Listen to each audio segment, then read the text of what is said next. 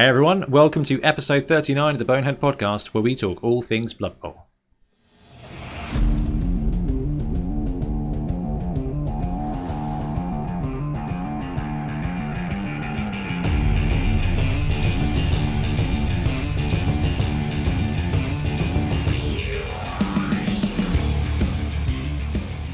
Welcome back. I'm Ben, and once again, I'm joined by Bloodtithe Ben. Hello again. How you doing, buddy? You okay? Always keeping well despite the new climate. You know. I know this new hobby prison we're all in. Yeah. Where it's not bad hobby wise though. It's quite useful. So thanks for coming on the show again, my friend. So what are we talking about on episode 39?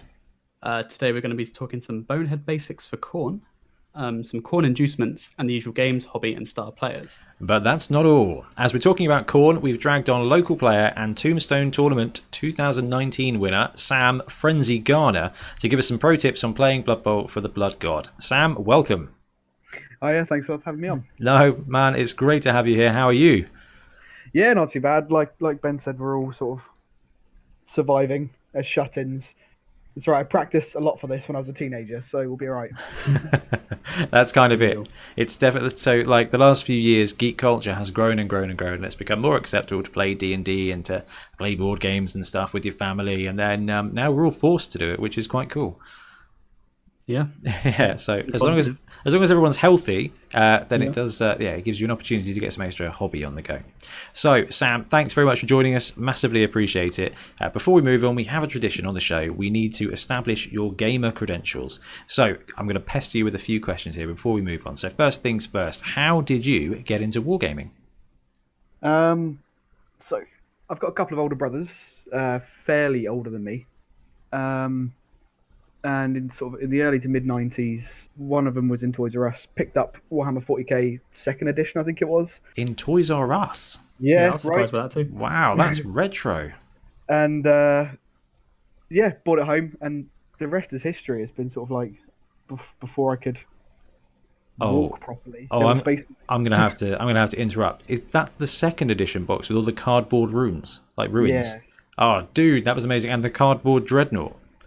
I don't remember the dreadnought. I remember the ruins because we had them for a long time. They were great. That was a great box the set. Dread? The Orc. Yeah, the one Dreadnought at the time, wasn't it? Yeah, the one that was just printed on a square bit of card. It was just a picture of the Death Dread, so you could use it in your game to like try it out. That was a wicked set. Me and Warhammer Hannum started with that box. That's cool. And yeah, so they introduced me to. Well, they brought me up with Warhammer. Oh, that's wicked. So, how did you get into Blood Bowl? Same story, really. I remember playing with my brothers when I was very little, and then we grow up. The game gets put in the attic and lost to the ages. But I think it was about last year. Me and my brother were looking for something to do, and I said to him, hypothetically, what would happen if maybe I went to Games Workshop and bought Blood Bowl again? And he was like, well, hypothetically, I'll play it. So there it was. Fantastic. When you say your brothers are a bit older than you, what kind of how much older than you are they? So we got one's 7 years older, one's 9 years older, and one is 13 years older, I think. Cool. The reason I ask is because I got into it due to my cousin, and I dragged Ian kicking and screaming with me, and Clive was about 9 years older than me. And see, older brothers or older cousins have got a lot to answer to. Fantastic, cool. So Blood Bowl time now, Sam. Your favourite team to coach that you've played or you're enjoying playing with? It's not a loaded question. It feels wrong since we're doing a Khorne episode to not say Khorne, but I'm gonna have to go undead. Just classic undead. Oh, you're not particularly bad with undead either, are you? So, that's cool. I've had a little bit of practice with them, but I mean. Your way around a mummy. Archer meme. I did really enjoy playing with Khorne. They were pretty fun. I've also enjoyed that, and I think Ben has as well. And finally, Ben, Sam, before we move on, the least favourite team to play against? I think it's orcs, but specifically the orc roster where they bring 4 black orcs and 4 blitzers. I hate it. Every orc roster. The proper orc roster. There's like two. Proper orc roster. There's 3 orc rosters, isn't there? There's that one, which is the optimum build. There's the speed roster, where they drop the black orcs and take goblins instead, and which is definitely a choice. And then there is the I bought one box, so I'm running a suboptimal list roster. That one's not quite so bad, but yeah, the geared up one is brutal. Have you played against Dan's from our club in the league? No. Okay, you're in for a treat. No, I did play against. I played against Ben from Fobble. Oh, you did, yeah. Yeah. That was a tough old game. That was Yeah. a tough old team, and a very good coach actually in Fobble Wobble. That was brutal. He was fantastic. It was. It got to the point where I knew my only hope was to speed bump him for the 1-1 draw, and I just couldn't hold on long enough. I remember that. You were kind of sweating after it. It was Yeah. it was a tough match. Fantastic. Right. Well, with that established, thank you very much for that, Sam. We will move on to news.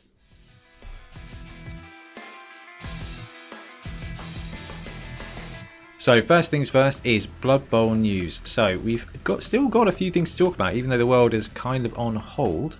If you guys are all right with the show notes, let's have a look.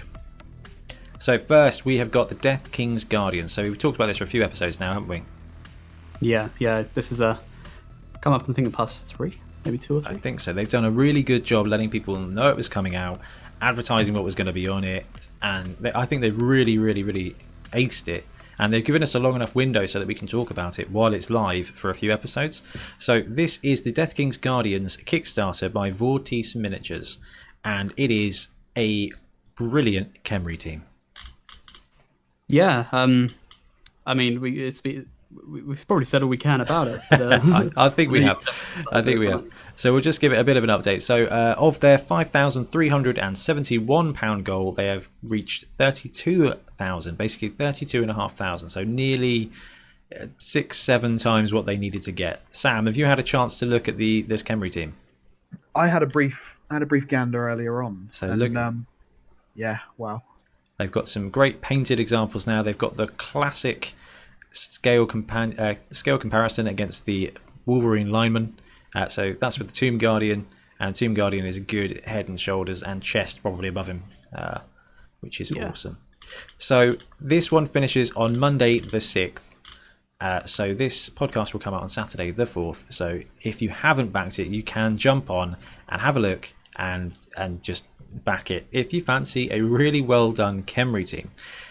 So one thing to mention before we move on is that this could be a really Khemri month. And if you're not sure whether to back the Vortice one here for these miniatures, which I think are brilliantly and characterfully sculpted, there is another Khemri team coming out from Punga, which we're going to talk about in a second. And also there is a possibility of a Blood Bowl announcement on the 4th, on Saturday the 4th as well. We're holding out for it. We are, yeah. So the Games Workshop had a nice preview for every other game last weekend, which has left the Blood Bowl community a bit disappointed.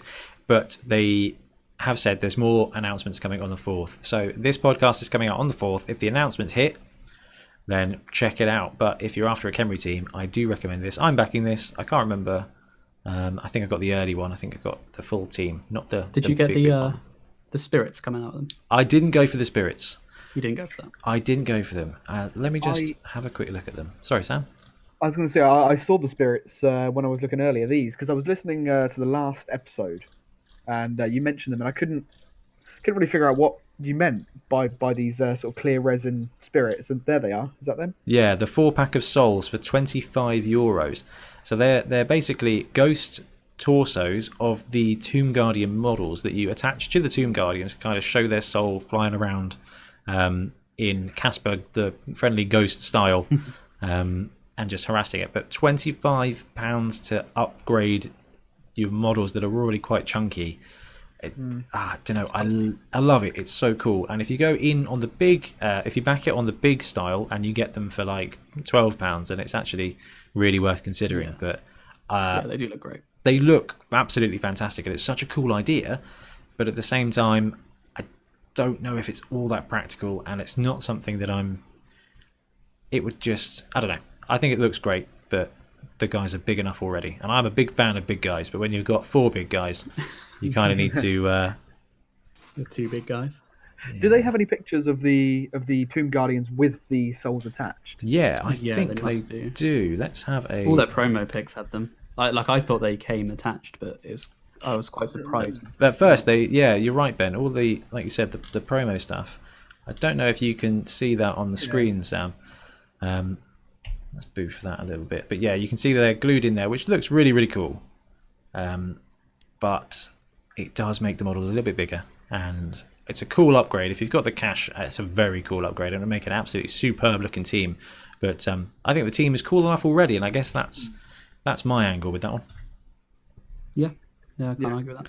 Cool. So that is the Vortice Miniatures Death King's Guardians. And we did talk about Punga. So coming soon from Punga, they are going to be doing a Kickstarter for a Khemri team as well. Oh, I'm so excited for this one. I love me some Punga. Yeah, I was going to say, you're a big Punga fan, aren't you, Ben? I am, very much. So we don't have any details yet about this Kickstarter. I think just here's some miniatures that are coming. Yeah, I think that's all they've said. They're doing, I think, 2 other Kickstarters alongside this one. Yeah. They've announced Vampire Pirates and something else which is hidden. I saw the one Vampire Pirate guy, just like a little spoiler, which did look very, very cool. It'd be interesting to see what they do with the thralls. They did have a thrall. I can't remember if I posted it, but I'll find the picture later. But yeah, he's just like a regular pirate dude. Looks a little bit like crippled and undead. But yeah, Good. he's cool. Yeah, Punga do great stuff. I mean, I get Punga and Grebo mixed up. You know, I do that quite a lot. So your rat team, Ben, that's Punga. Yes, that's Punga, the pirates, which I'm sure many viewers have seen around the place because they're quite popular. So Punga do great miniatures. It looks like Vortice do good miniatures as well, and it will be down to you to decide whether you like the Vortice slightly, not necessarily cartoony, but animated style versus the Punga classic style. Yeah, it's like they definitely both have their pros and cons. They're both really well done, and they are both different, which is very cool. I'm impressed with that. Yeah, that's really clever. Yeah, so that's It's coming so different you can get with a Egyptian undead. You know? Exactly. But I am concerned that the Games Workshop is going to drop a Khemri team on that Saturday, and both these Kickstarters could take a bit of a withdrawal, I think, depending on how good a job Games Workshop do, and if they even do bring out a Blood Bowl team. Or we will end up with 3 Khemri teams. Yeah. Yeah, I don't know. I think you're either Vortice or Punga, because they're really similar. I think they're different enough in style, but I can't see you needing both. Yeah, and price is a factor as well, isn't it? You know? Absolutely. Do you need to spend £140 on 2 Khemri teams? Exactly. Not just yet. Maybe in a couple of years. There is one big mummy guy who is screaming, and that model does look amazing from Punga. Yeah, that Tomb Guardian. Yeah, it is. So we still got to see 2 more, which is quite. Yeah. Hopefully we'll see 2 more. The way Punga do things, that we should be seeing 2 more, shouldn't we? Yeah, I think they've confirmed that. Brilliant. Absolutely. So cool. is that the Jackal head is the Blitz Ra, and is it Thoth or Ra is the thrower? Thrower, yeah. Thrower? That looks to be right. It's interesting that you guys have got whips and stone tablets and things in there as well. Yeah, effective Coaches? weapons. Assistant coach with the whip. Could just be the quarterback. Yeah, it's very Egyptian. Very, very cool. So that's coming soon from Punga. Keep an eye out. They do quite a good job of letting their stuff out on Facebook, so you know what's going on with it. In fact, both these miniature companies do. But yes, jump on if you like them, support them, because actually third-party Blood Bowl deserves to be supported. Yeah, it really does. And now, first party. So we're going to briefly talk about the fact there was a Games Workshop preview, just to touch on some of the models that came out, just in case you could be tempted to use them for Blood Bowl. So there was quite a big release and quite a big spoiler for the elves, the High Elves, or the Lumineth Realm Lords, as they're now called. I believe there's a bit of rage on the internet on some of the Age of Sigmar things where people are like, they're not the High Elves I remember, but that is their whole point, isn't it? Yeah, they're no longer High Elves, they are Lumineth Realm Lords. They obviously have got the High Elfy influence and inspiration, but they're different, they're new, they're unique. They have definitely come out the side, very different. pretty Marmite. I think the best way to describe the entire Age of Sigmar thing is, when they do a TV series and you get 3, 4, 5 seasons in, and then they change the main characters slightly. Actors leave, or main guy dies, or something gets replaced, or it's like the end of Stargate SG-1, where all of a sudden Farscape was on it. A bit weird. I think that's probably the best way to relate to what they're doing with I nearly said teams, that's because I have Blood Bowl to the core, the armies in Age of Sigmar. So yes, we do have some spoilers for basically High Elves in Age of Sigmar. And the reason we're talking about them is because these guys here with the massive hammers and the extra massive hats are pretty good fodder, I think, for conversions. Ben, you're the resident High Elf player here. Yeah. Do you think there is a possibility there? I will say I prefer the hats on the other guys, like the spearmen, than the new ones. And the new ones look a bit like top heavy. These look insanely top heavy on top of a high elf hat. Yeah. I thought they were banner poles at first. I think me too. I think quite a few people did. Yeah. That being said, I saw a Photoshop where they took the cow head and put it on their head, so like they cut off the rest of it, and that actually looked really good. Oh, so that's interesting. Yeah, I mean, I was just looking at the poses, and actually, the poses are not that far off from being quite Blood Bowl-y. No, they're not. Like, I could see these guys working really well. Yeah, snip off some weapons. I think the elves in Sigmar tend to be a little bit smaller than the elves in Blood Bowl. I think the models in Age of Sigmar tend to be a bit smaller.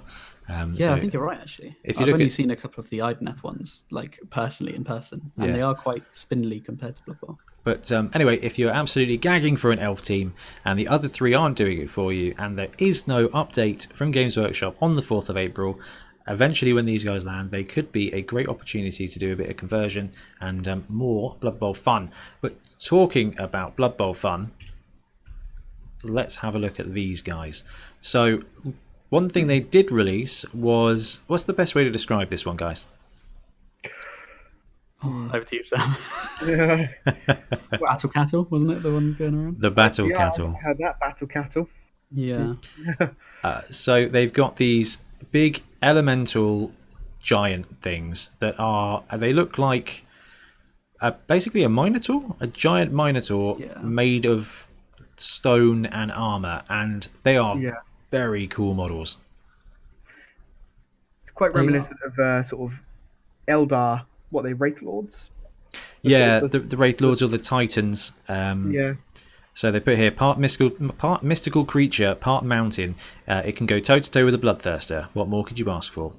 And I immediately saw these and thought, well, that's not what I was expecting, but that could make a very cool Blood Bowl giant.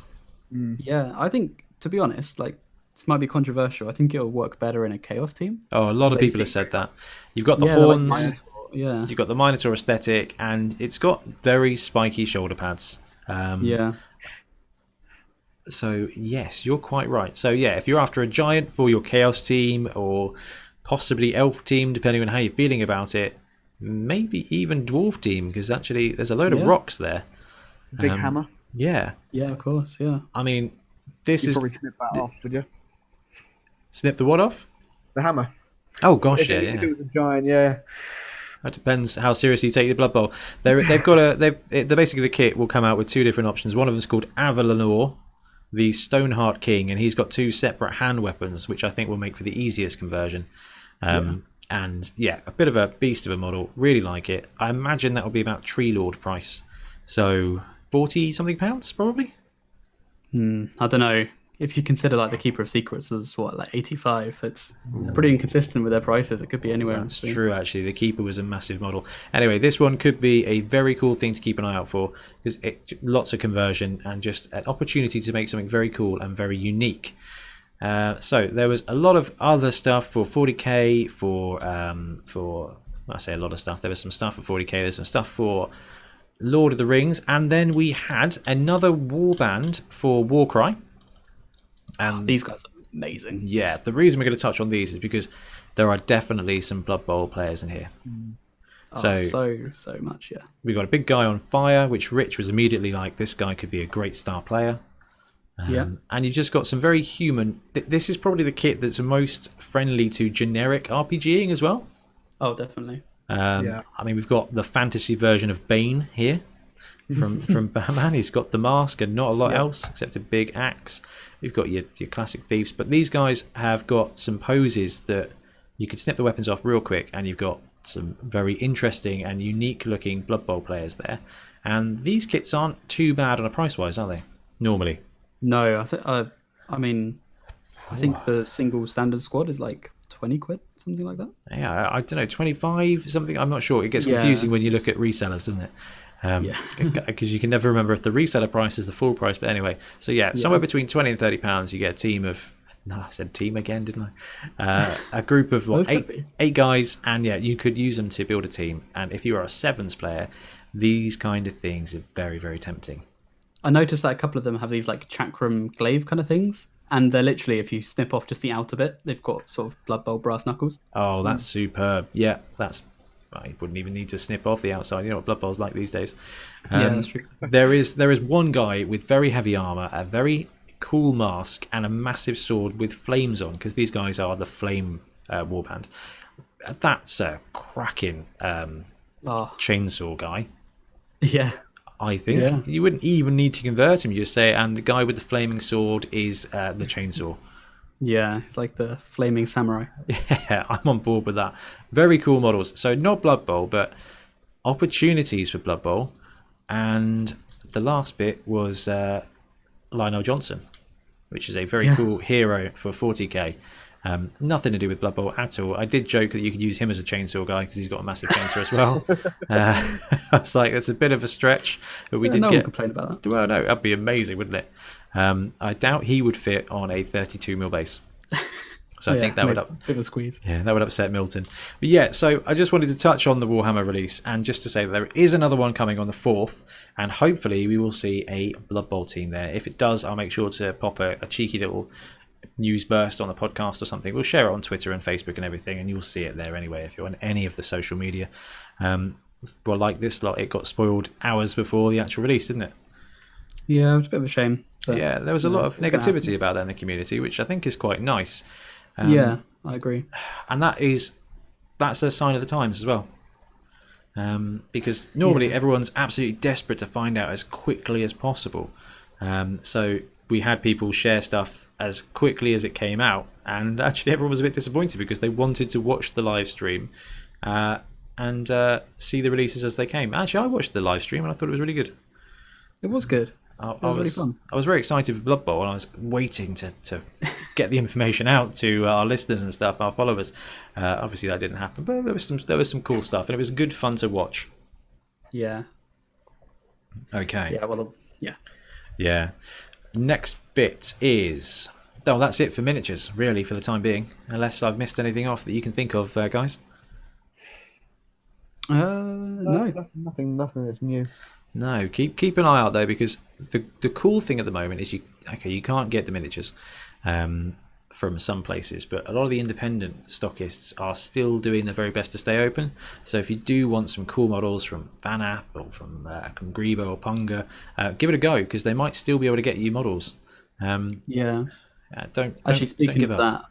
that. I did hear some good advice, which is it might be worth reaching out to your local shop if they've had to close down, and just seeing if you can buy like a voucher in advance or something, just to keep their cash flow coming in. They might be willing to do that. That's a really good shout, and actually kind of links into something that we're going to talk about in a minute, which I haven't told you yet, Ben, but that's okay.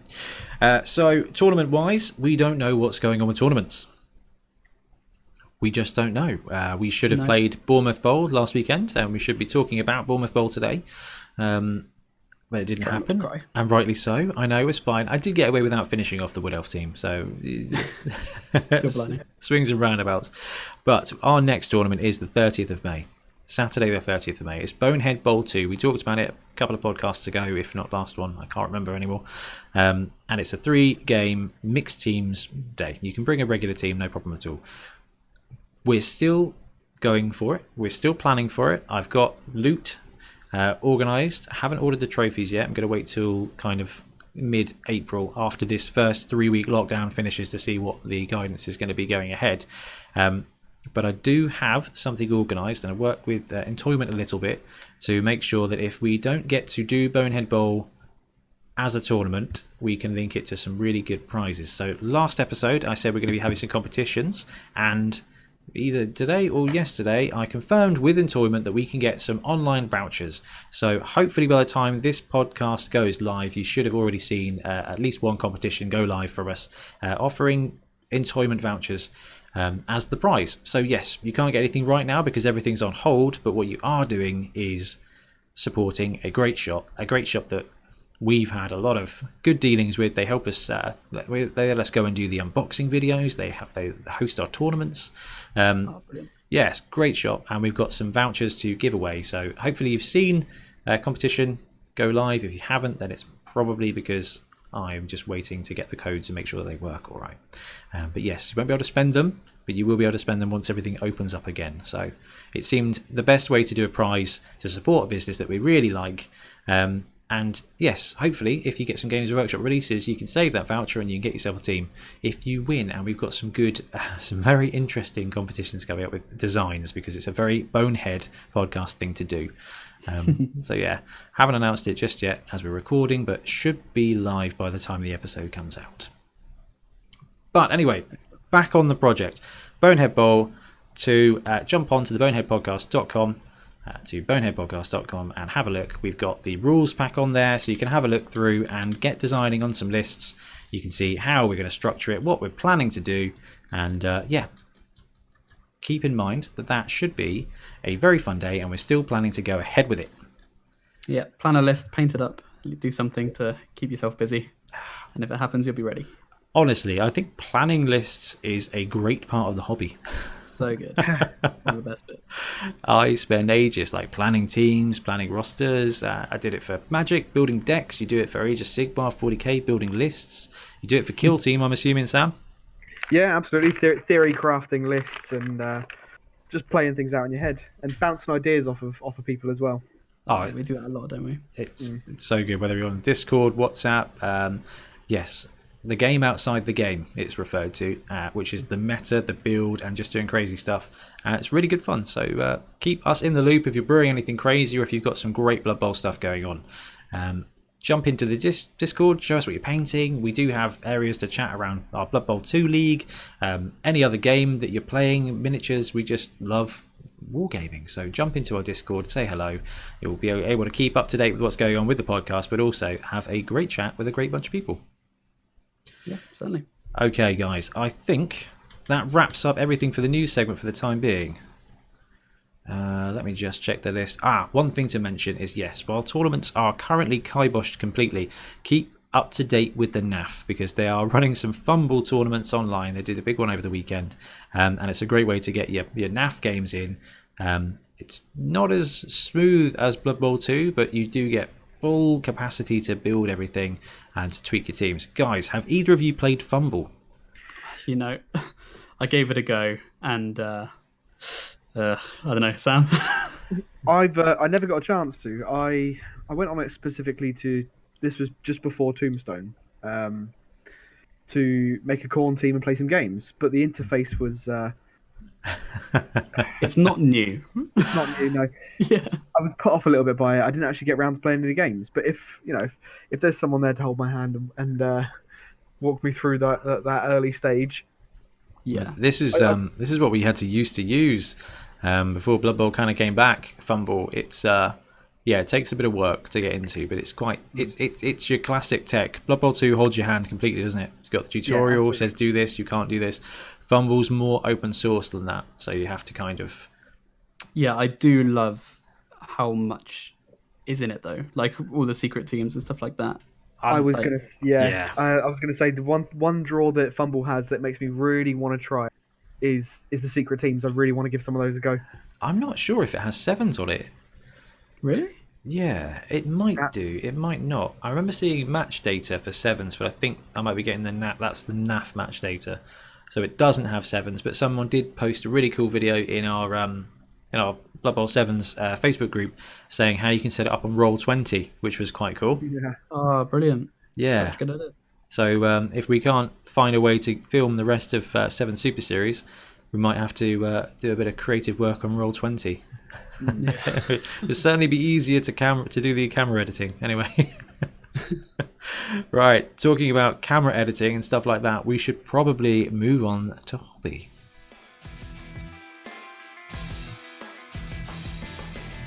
And yes, it's hobby time, and the world is in lockdown, rightly so, to keep everybody safe. I've myself been poorly with some symptoms that seem to line up quite nicely with what's been described, and I've got to be honest with you, I think if I did have it, I got very lucky. I don't know if I did or not, but I have been off work for it, quarantined, and I've got a bit of hobby done. How about you two guys? Yeah, Sam?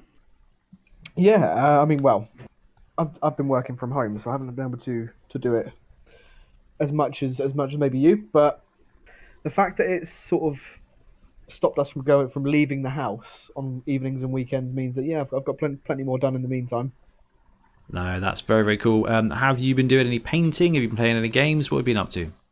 Yeah, well, so we were supposed to have Bournemouth level up bowl at the end of the month, Yeah. so I was painting up the undead team for that. Full of motivation to get them finished, and then as soon as it was cancelled, I sort of was very deflated and couldn't finish the team. But thankfully, I've got plenty of other projects because I can't stop spending money. You're finding a way to spend money? No, well, I mean, I've got the kill team that we're playing. Yep. Paint. I've got loads of Savage Orcs from Age of Sigmar. that I Yes, got for you Christmas to do. I've seen some work on those. They look really good. paint. Thanks. Great. So, I mean, I'm up to my ears in stuff to paint, and it's a sport for choice, really. It's this whole situation is kind of doing an environmental cleanse and hopefully a hobby backlog cleanse as well, because it's very difficult to buy new stuff right now. Yeah, it is. It's going to be good for the hobby. I think we'll start seeing lots of tables of painted models, and that's great, which would be awesome. Well, I mean, even Ian, friend of the podcast, Warhammer Hannum, has been doing some painting, and quite good painting. Did you see he got his stuff onto the Warhammer Twitch today? Yeah, he was on the day of recording, wasn't he? Yeah, it's very, very, very cool. That's 2 times his models have been on Warhammer Twitch now. Yeah, he played a game on there, didn't he? Oh, he was there. I'm not sure he played much of a game. Oh, yeah. It's a bit rough, wasn't it? It was brutal, yeah. It's quite good. And now the Warhammer Twitch is free. You can go back and watch Ian lose handily at Age of Sigmar with some very lovely painted models. Bless him. That was cool. So Ben, painting wise, what have you been doing? Yeah, I've done loads. I think every day I've been putting quite a lot of paint on models, which has been really good. Like Sam said, I'm working from home, but it's freed up so much life. Like, I'm not commuting. I can just roll out of bed and at my laptop, which means I can stay up later and still get a good night's sleep. So I've been staying up painting. I'm trying to catch up with a lot of my AOS. Cool. Again, just like... Oh, sorry, carry on. I was going to say, is that your Khorne guys you were talking about today? It is Khornes, yeah. As we're going to be talking about Khorne, I'll be painting up Khorne, so I'm painting them at the moment. So before the apocalypse, you bulk ordered red and gold or brass. Yeah, I already had it because these have been grey for a long time. So I'm trying to get these guys done using the same method I did on my Khorne Blood Bowl team, actually. So I'm kind of repainting a lot of my Khorne. Is that good. Is that like Great. Yeah, is that the glossy metal, the glossy red metal? It is, yeah, but like covered in matte varnish, so it does dull it down, but still has the shine. No, so that's really nice. That's It really looks- cool. The red is almost looks like a sort of red glass. I can't really Yeah. explain it. It looks really cool. It is really nice, yeah. I'm a huge fan of this. It's the Tamiya Clear Red if you're interested over gold, any gold. Yeah, really good stuff. It's just be careful using it for too long because I've had it open here for, about an hour now and I'm feeling lightheaded, so I'll have to put it on pause for a bit. The next couple of segments could be quite interesting then. Yeah. Like Sam said as well, I was doing the Pirates, but as the tournament got cancelled, they have gone into their cupboard of... We'll come back to them. We'll come back to them later. Did I hear you only had like 4 to go or something? Yeah, I think because I'm batch painting the entire team, so I was on the sort of probably second to last stage. So they haven't got a long way to go, but I spent a long time on them, and I was getting bored of them. And the tournament was all the motivation I had. Yeah, the impetus hits. Now, one thing I found really useful with especially Blood Bowl teams is, like you said, if you batch paint, that's really, really good. But if you finish off 2/3 of the team, because it's fun, so for example, for a 7s team, if you do need the 11s, you've only got another third of the team to paint. And I've seen you do this, Ben, and I know Warhammer does this as well, is you do a project using the skills that you have got right now. You do that project to the best of your ability, and then by the time you're done with it, you're willing to just try something else on a different model. And I find that that's a really good way to level up your game, is you'll paint a team, and then you'll be like, right, I painted that team, it was hard work, I'm really happy with it. Now I'm going to go experiment with a painting technique and do something different, and then you end up leveling yourself. You did this with your Nurgle team, Ben, for Hangover Bowl. Yeah, you're right. I do this a lot. Yeah, I did. It's a really good way. So I will say to anyone out there who's back into painting, looking to paint a team or paint a sevens team, and then paint something different. Get a palette cleanser, try some different techniques, and you'll find a way to kind of learn different things, and eventually you'll up your game, and you can get shamed on Warhammer Twitch like Ian did. Which was very, very, very cool. So Blood Bowl wise, Sam's working on his undead. Ben, you're working on your Skaven, but you both paused. I was working on my Wood Elves, but yes, I have paused that as well because the tournament dropped through, and again, I will say rightly so. I'm glad that everyone's taking all the action they can to keep everybody else safe. Really good. But I've been doing the other thing, where instead of working on a project, I have been playing around with a bunch of other stuff just for fun. So I painted some more of my Slan guys, just because actually painting with bright green is something I'm not good at. I'm not used to. I'm a tank guy through and through. Like olive drab, some damage, some ink, like that's where I live. So that's the way to paint. Yeah, but with the frog team from Fanath, you need to be bright, vibrant. The difficulty is if I ever get them on a channel, they will disappear into the green screen. Very much like my invisible mug, which is quite entertaining because it's that green, which is really cool. And painting in vibrant colours is something I'm not comfortable with. So I got to muck about doing that, and it's actually been really good fun. And I'm just enjoying painting them, even though I will probably never play Slan because I didn't order enough catchers. You not convert any? When Fanath, they're back ordered. I just need to order 2 more catchers, and I'll probably get the Croxagore as well, just to round out the order. One of the best Croxagores, I think, the Fanath one. It is really good. I've got the Crocodile one from Windsor Chog, but I've painted him bright green, same as the Slan team. So he's going to be with the Slan because he's kind of rounder, more vibrant. The Croxagore from Fanath is just mean, and I think he'll go better with the Lizardman team. Yes, he definitely suits the Lizardman. So yeah, I think that's going to be the next thing I pick up when they get the catchers back in order. So other projects, Blood Bowl, anything, guys? Been working on anything fun, or is that where your focuses are at the moment? Just finishing my AOS, I think. Then I'll have the energy to go back to Blood Bowl. Yeah, Sam. Yeah, I mean, well, I had the terrain from TT Combat, but that's all assembled now. Oh yeah, of course. I know you've both been doing that. Yeah, Ben, you're halfway through yours. Is that right? Halfway, it would be nice. So Ben and Sam have both recently ordered a load of MDF terrain for other skirmish games, and the packs are huge, and the amount of terrain in there is huge. For the price as well. Yeah, amazing. Like this piece cost me like 12 quid, and it's like taken up a table. No, it's so cool though. I don't know. Is the frog invisible? Is the frog invisible? He is a little bit invisible. That's quite cool. That's really entertaining. Just checking the frog out against the green screen. Chameleon skink though. I do need to finish painting a chameleon skink for a sevens team. So building, buying, anything else on the go?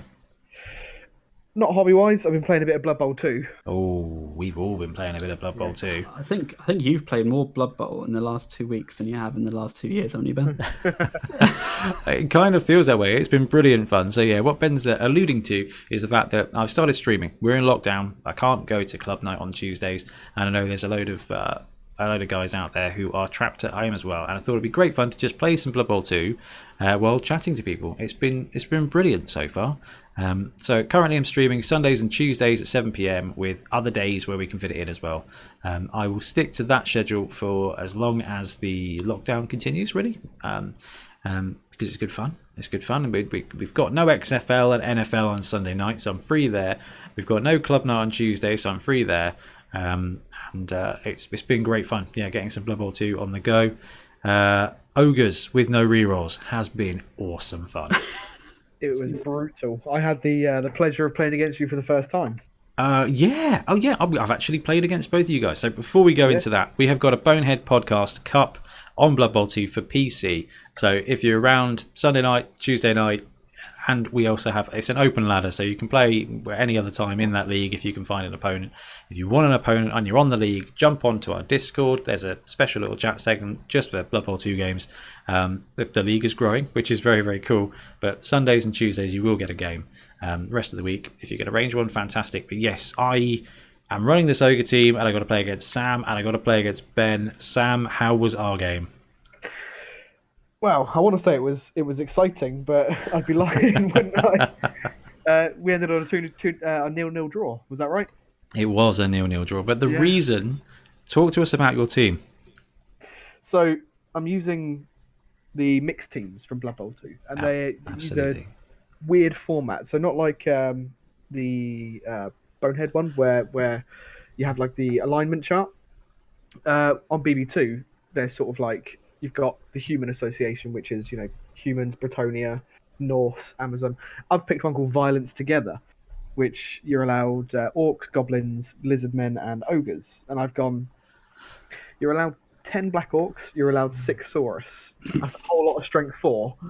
And then I'll have a skink to round out the numbers and carry the ball. I'm sorry, you're allowed how many black orcs?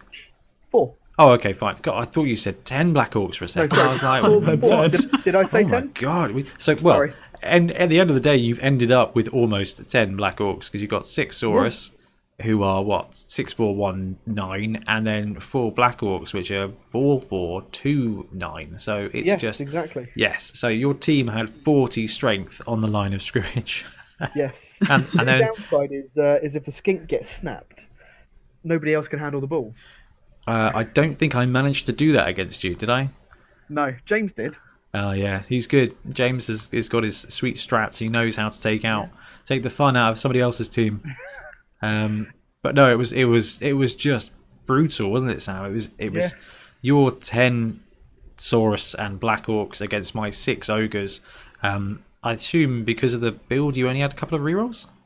I think it's 2 rerolls. Yeah, 2. And I have 0 rerolls because I'm going for the J-Man 6-0 build, which has been great fun. And yeah, that was just a game where the ball was just not around. No, yeah, we pretty much ignored the ball and played the bash game, and it was good fun. It was a grind. Did I injure one of your ogres? Right? No, I don't think so. I think you knocked him out or something. I've had 6 in the lineup, I think. So I've got away with it so far. How are you feeling about that team and that build? Oh, I was really looking forward to playing them, and I've played 2 games now, and I'm down to about 700 TV because of your ogres. Is it time for another team? I've always wanted to bounce back from something like this, but 9 times out of 10, if I'm playing sort of against the AI, I'll just delete it and make a new team. But I think because I'm playing against humans, and it'd be fun to see how I can bring this back. No, I'm still waiting on my first level up as well. Nobody's had a level up yet. Oh wow, that's brutal. Who are your linemen for that team? Who are your journeymen? I think they're all drawn from the primary roster, which would be orcs. So I guess I'll have 3 orc linemen to fill. At least you can handle the ball a bit better. Dude, that's going to triple your team's total edge rating. That's not a bad thing. The worst thing about the team is the Saurus have got the movement but edge 1. And the Black Orcs have got edge 2 but are so slow. Yep. So even if you can pick the ball up with the Black Orcs, they're not getting it anywhere. So I love the team from a design concept. I don't like it from a fluff concept, which is not something you hear from me massively. But Lizardmen and Orcs together? What are you crazy? It's a fun build though. Yeah. I've yet to dream up a fluff background for them. Oh, just money. Just money. It's half a Lizardman team. All their skinks died apart from 1, and there were some orcs just mercenarying around, and they just picked them up. Job done. Talking of Blood Bowl 2, Ben, how is your league going? Or how's your league team going? Okay, so I've played games with werewolf teams, with a billion trolls against a halfling team with 70 tree men.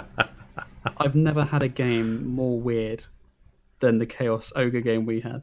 It was a very weird game, and yeah, so I got to. Was that our first game in the league as well? You and I. Yeah, one of the first games we ever played against each other as well. I think so, probably. Yeah, it's because I tend to be the commissioner on a club night, so I tend to drop out. We play a lot of the new people as well. Yeah, it's good to fun and take the junior teams and train people in. But yeah, so yeah, you're running a chaos team, proper chaos team, aren't you? Yes, yeah, I've called them, I think, the Immaculate Completion, so they're Slanesh team. By that, I mean they're pink. There's not much else you can do in Blood Bowl 2. Not at the moment, no. You can get some dodgy tentacle mutations in there, but yeah. Yeah, which I think I might do, just for theme. And yeah, it's first time playing Chaos. I kind of just went for Bash against Ogres, 6 Ogres. Doesn't work as well as I hoped. Yeah. I got away with that. Have you got a Minotaur? I can't remember. Yeah, I have a Minotaur. He didn't do a lot of the game. He spent most of the time on his ass, but yeah. Have you got any other games in on the league? No, that is the only one so far. Okay. I need to recover from it. There was so many failed dice rolls.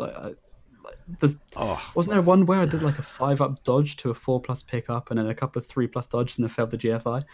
It was either the go for it or you failed like a 3-die blitz or something to get away from the right. Noblars are just the superior player. I know it's all about having six ogres, but Noblars are great. Yeah, so that was a 0-0 draw, wasn't it? It was another 0-0 draw. A 1-0 win, but... See, I've been quite lucky. I've managed to get 4 league games in with the Ogre team, and the only 2 I haven't lost were against you guys. So at least I'm holding face in the wobble world. I did lose to your brother, Sam. Oh yeah, who was Lee playing? What team was that? Orcs, I think. Yes, you're right. Yeah. Yes, he ran the dreaded. And the full build. 4 blitzers. Yeah, the full build. Yeah, I think I lost that one either 1-0 or 2-1. It was by 1 touchdown. It was a great game. And I got to play against James's Pro Elves. So, Ogres against Pro Elves. It's you should be... Normally you're running up a score with the Pro Elves. And I managed to escape with a 1-0 loss. Okay, not too bad then. No, and a whole bunch of casualties. It was brutal. James managed to sneak away and get the turnover touchdown, but then there was just no players left on the pitch the second half. It was a real grind, really tight game, really good fun, and I'm really enjoying Blood Bowl 2 at the moment. It's a good game. It is. I do like the pace of a club night. I like going and seeing the guys, seeing the teams. You spend a couple of hours playing a game, and it's an experience. And I do like that. And I do like tournaments in person because it's an event. You're part of something. But this is a great way to fill that gap at the moment.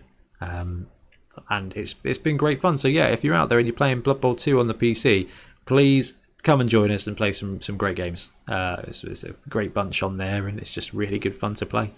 And if you do have a regular club night, try having it over Discord, because I had a blast when you were there streaming your game through Discord. Oh, that was so good.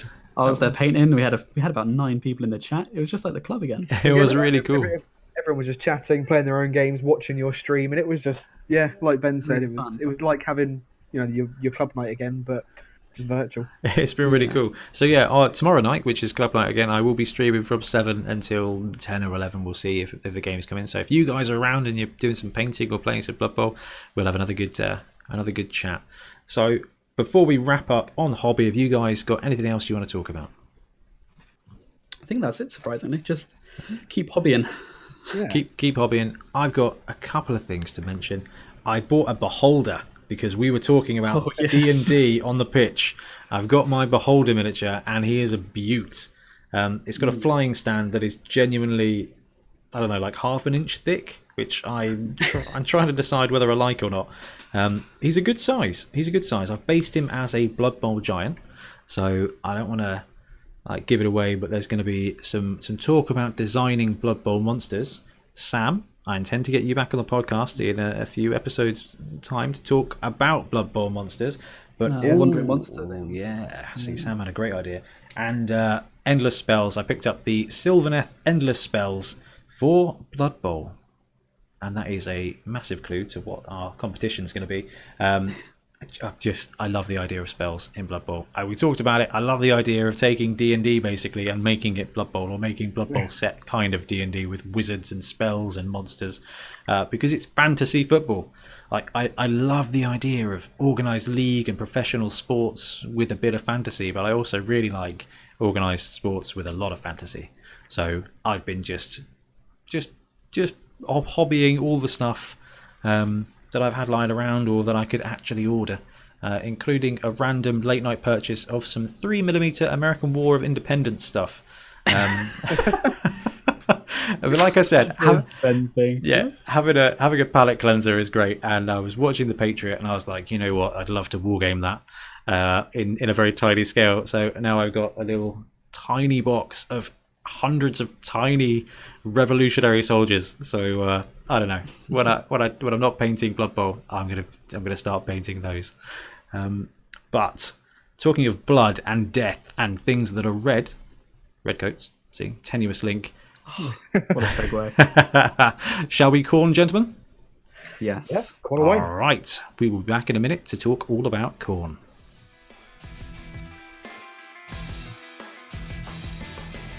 Start recording OBS. Craig, I choose you. Now recording. Smashing job. Guys, if you're happy, shall we 1, 2, 3, clap, clap? Yeah. Yep. Okie dokie. 1, 2, 3.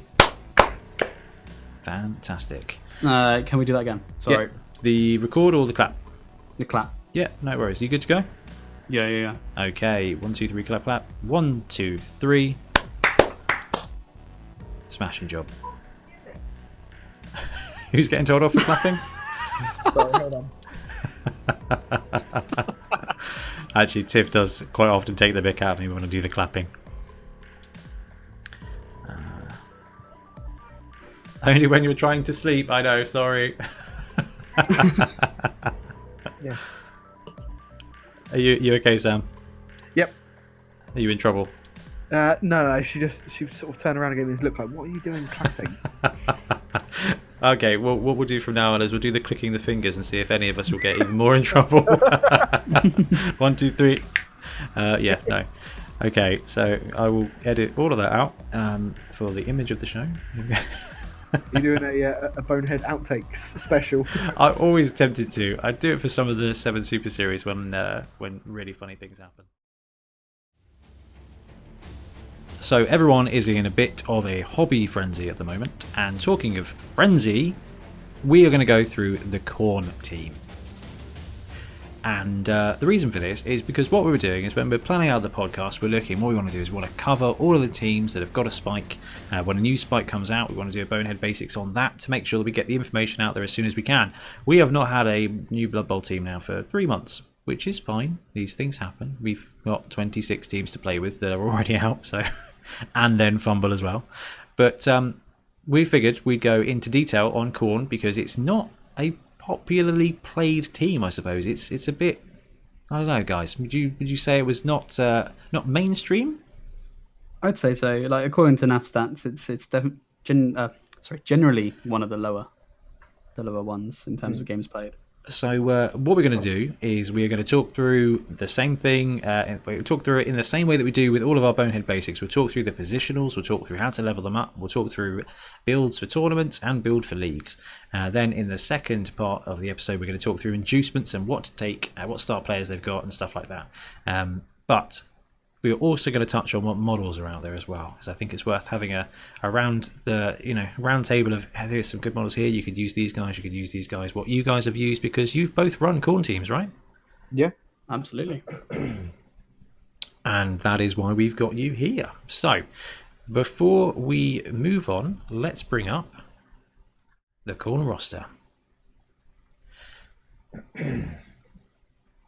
Right, okie dokie. So, Demons of Khorne is what it's called. It's called the Demons of Khorne team, and it's quite important to know that because there are other Khorne teams out there. So, if you Google Khorne Blood Bowl team, you might end up in the Secret League part of Fumble, which is not necessarily where you want to be because this is the team. So, this is one of the expanded teams that the NAF have allowed in, and it originated from Blood Bowl Cyanide, didn't it?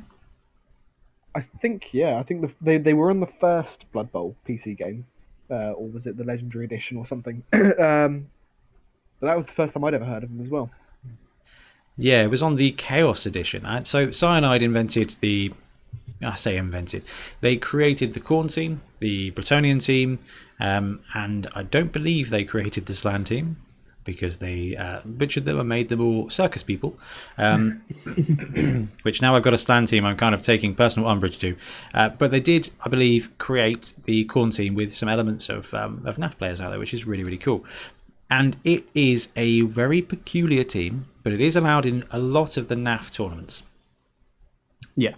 Which is very cool. So it's good to know about it, because you will come across it. It is not on Blood Bowl 2, like Sam mentioned, but it is on Blood Bowl 1. So, in preparation for this episode to talk about Khorne, because I've only had an opportunity to play against them a couple of times, I bought Blood Bowl 1 Chaos Edition and just spammed a load of games in to really try them out. And they are a heck of a fun team, aren't they? Oh, so much fun. My favourite. So yes, it is a very frenzy-heavy team. So let's look at the positionals. What we're going to do, guys, is we're going to talk through the stats of the positional and then how best to level them up within the kind of theme of the team. So you get 0 to 16 pit fighters, which are your linesmen. They are 6, 3, 3, 8, and frenzy. We'll talk about their skills up in a second, but on a stat line, that's 10k more for a human lineman with a frenzy skill. So you're saving 10k, right? It's Sort kind of of. a double-edged sword, isn't it, really? Yeah. And that is going to be the theme. So Sam, lead in with that. You've got 16 linemen and they've all got frenzy. What happens? Well, I mean, when you're playing with a team with this much frenzy, I think you're looking for the surf every time. You're looking to see who's 2 squares away from the edge and thinks that they're safe, and you can get them off the pitch. Problem is, surfing someone leaves you on the edge of the pitch as well, because you have to follow up, don't you? You have no choice. If you block with frenzy, you're going where they are. Yep. And then they'll take the opportunity then to just shove you off the pitch next turn. Generally speaking, yeah, that is the case. So the deal with the Demons of Khorne team is that this is a team that worships the Chaos God Khorne.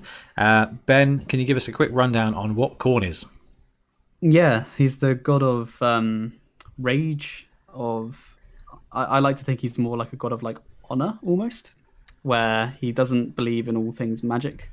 That's he does not like that. He prefers a bloodthirsty, honourable duel. That is definitely something we will have to touch on later, whether he likes magic or not. But yeah, it's generally he's the blood god. He cares not where the blood comes from, where it flows. If someone's getting cut open, he's happy. Blood for the so I blood think that's god. kind of where frenzy comes in, because it hurts you just as much as it hurts them. But that's very cool. You're right. They love carnage. They love combat. They love martial prowess. They love winning. And blood for the blood god, skulls for the skull throne, which is probably one of the most Warhammer sentences out there. Yes, everyone's heard it. Even probably non-Warhammer players have probably heard blood for the blood god. Oh, absolutely. Yeah. So generally in their games, they're a big bunch of barbarians with some very stabby demons. And we'll come to the demons in a minute. So you've got your pit fighters. They're 60k. They move 6, strength 3, edge 3, armor 8. That's not bad at all. They come with frenzy. The cool thing about them is that they get pass access and general for normal level ups. Yeah. Which I hadn't really considered. It's handy because we'll start to see as we talk about the rest of the roster, but they're quite an expensive build. They're an expensive and getting build. rerolls is quite hard. And the rerolls are 70k. Yeah. So having easy access to leader is probably going to be one of the first skills you take on a... Absolutely. And whether that's a league thing, so yeah, you're right. I can save up to get 140k to take my next reroll, or I can just use this pit fighter to do it for 20k. Or if you're doing a tournament, you can spend that 20k giving them a skill, or just use a free skill to get it, and then you get that 70k for the rest of your team, which means you can upgrade some guys into some of your positionals. So good skills for these guys. What have you guys found to be very useful, other than leader, which is a great skill always? Sam, what have you found? So was it Tombstone or was it? So you ran them at Tombstone and at Fobble Wobble, didn't you, Sam? Yeah, that's right. I think both times I took sure hands on at least one pit fighter. You need some. Well, you don't need something. to ensure you pick up the ball, because not every team has that sure hands. But that's half the game, isn't it? It definitely. That's the bowl part of Blood Bowl. I feel like Khorne has got the blood bit covered. I mean, yeah, exactly. I'd like. Oh, sorry, you go ahead. Carry on. It's all right. I was going to say I really liked having kick, but I said that a bunch of times in the podcast. Is kick is a valuable skill. It's like a tournament staple, isn't it? It's like, okay, you can have X skills. Can I get kick? Can I get sure hands? Can I get leader? And then I'll use the rest, no matter how how other way. If you can kick towards one side of the pitch, you encourage them to go to one sideline, and that is where they want to be when you're playing Khorne. Well, yeah, you're exactly right, actually. So kick is a great shout, Ben. I have got kick on one of my Khorne teams. I'm pretty sure I have, and the reason for that is I like to keep it tucked in real close to the line of scrimmage. You're going to be able to murder some guys on the front, and you're going to put that pressure on them picking up the ball. Normally, they've used their movement to get to the ball, so they can't fall back particularly far, and you should be able to get either a decent blitz on the ball carrier with frenzy, because even your linemen have frenzy, so you're getting 2 blocks if you can position properly. Absolutely huge play. Block is very efficient on them, but if you're running a league or a tournament, these guys kind of have to you got to try and make up actual Blood Bowl skills with your linemen a little bit. I think once I've got a leader and a kicker, I think I'll just be putting block on everyone, honestly. Block spam's not bad. Sam, anything different for you on the pit fighters? Not on the pit fighters. Well, block on the pit fighters, yes. Kick I agree with, but not. See, when you said you kick short, I'd kick long. Really? And I think we've disagreed on this before, actually. Yeah. Because with all the frenzy, the last thing I want is a massive melee around the ball. Because if I need to block the ball carrier, the frenzy might carry me in, 2 or 3 die uphill block. Absolutely. Yeah, that's a really, really, really good point. And it really depends on how your team is tooled up and who you're playing against, obviously. Yeah, true, yeah. Because, you're right. You need to make sure that your frenzy blocks are going to be in a decent position. So, it's not the only positional, and they are there to support the rest of the players on the pitch. And we've got 3 demons to talk through now. And the first one is going to be the Bloodletters. They are 80,000, 6337. So less armor, same movement, same strength, same agility. These guys have got horns, juggernaut, and regeneration, with normal access to general agility and strength. So, guys, the Bloodletters, what do you use them for? How do they play? Talk to me about Bloodletters. I think these are the core of the team, if I'm honest. These are the best players in the team, I found. The lack of frenzy might be why, but also the access to agility standard. That's all right, bless you. They're just really good because of the lack of. They do exactly everything you want. I think when I ran them in a tournament, I had them as the ball carriers, like the primary blitzers. Yeah, they just did everything. So I'm going to absolutely agree with you on that one, Ben. Nothing wrong with putting sure hands on a pit fighter, especially in the league if you get him first. But my Bloodletter, when he first leveled up, I went with sure hands straight off the bat. He doesn't have frenzy, but he can blitz away at strength 4. So you should be able to one action, a blitz with horns. You should be able to get 2 dice, whether you've got supports or whether you're just using your blitz action on him to level him up to strength 4. Get that 2 die block, push the opponent away. You don't have to follow up because he is less angry than everybody else. And then as a ball carrier, you can move him away. So him having sure hands, I think, is a really key part of normalising the Khorne team, because this is the only player, this is not a spoiler, this is the only positional on the team that doesn't have frenzy. So you can do that blitz. He's got jugs. He comes with block, basically. If you blitz with a Bloodletter, if he's got the ball, 2 dice, block is even... Jugs is better on a blitz if you're trying to escape than block. Because if they've got blocks, nothing. But if they've got block, you've got jugs, you're blitzing, that's a push. You've just essentially taken a dodge action to hurt them. If you think about it, you're pushing them away, which frees you up, and you get a free shot at punching them down and getting more SPP, and then you can run off and score a touchdown. I have found that Khorne can break out of cages very well. I did this at Fobble. I agree. Yeah, they. Mine was a herald actually, because specifically because he's got frenzy because you can block twice to get out of a cage. That makes Okay. sense? So you blitz with the ball carrier with frenzy, horns, and juggernaut, and he's going to punch his way out of that cage and be out of all of the tackle zones and can just run. Bold strategy, Cotton. Because you can end up in just as much trouble. So we will circle back to the Bloodletter, but we'll bounce straight to the Khorne Heralds. So you can take 4 Bloodletters, and you can take 2 Khorne Heralds. These guys are 90, 633, 8, so better armor than the Bloodletter. Frenzy, Horns, Juggernaut. So no regeneration, but they do have Frenzy instead. They come with General and Strength.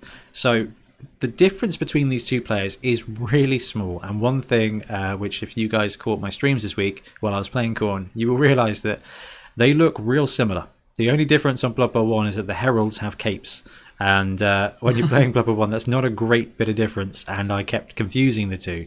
But yeah, Sam is right in that if you're Frenzy with Horns, you're generally making 2/2 blocks to get out there, and these guys have got jugs as well. So the bit about actually turning blocks, turning both downs into pushes, is still true. It depends whether you are a push away, run away kind of coach, which, as I'm Skaven through and through, makes a lot of sense, or if you're just going to punch your way through the opponent. And to be fair, these guys do that really well, Sam. Absolutely, yeah. They, like I was saying, frenzy, blitz, push your way out, and then you don't need to make a dodge to get away to run. So, what is the difference between these two teams? let's bring it back and just talk about one team for now. Bloodletters and Khorne Heralds. What is the difference of them on the team? See, I treat the heralds like blitzers. They're on the wing. They're there looking for the surf because they got the frenzy. Bloodletters are more fragile. They got regeneration, but armor 7 I think makes a big difference. Armor 7 to armor 8. It does statistically, yeah. I feel like I play them differently. They're my linchpins for me. They're the ones that back up the rest of the team because of I played them in mainly tournament setting.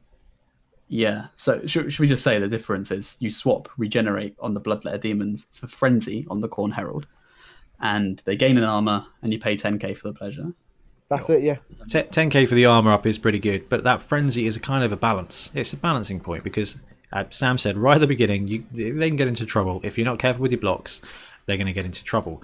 And I think we've got a really interesting build choice here in that these players both do a very similar thing. Horns and Juggernaut, 633, but you can choose, like Ben said, you can choose to give a guy frenzy and a bit more armor to protect him, or you can choose to have regenerate, and it's about that frenzy. And I think the Bloodletters are really important, but I mean, we'll talk about this in builds, but I normally run one, just to be my ball carrier, because actually I love that strength 4 blitz to get away from situations or to blitz through or to do that. But when we talk about these guys that with frenzy, with no frenzy, the biggest skill on this team that you need is real tasty, guys, is guard, isn't it? Oh, so much. Yeah.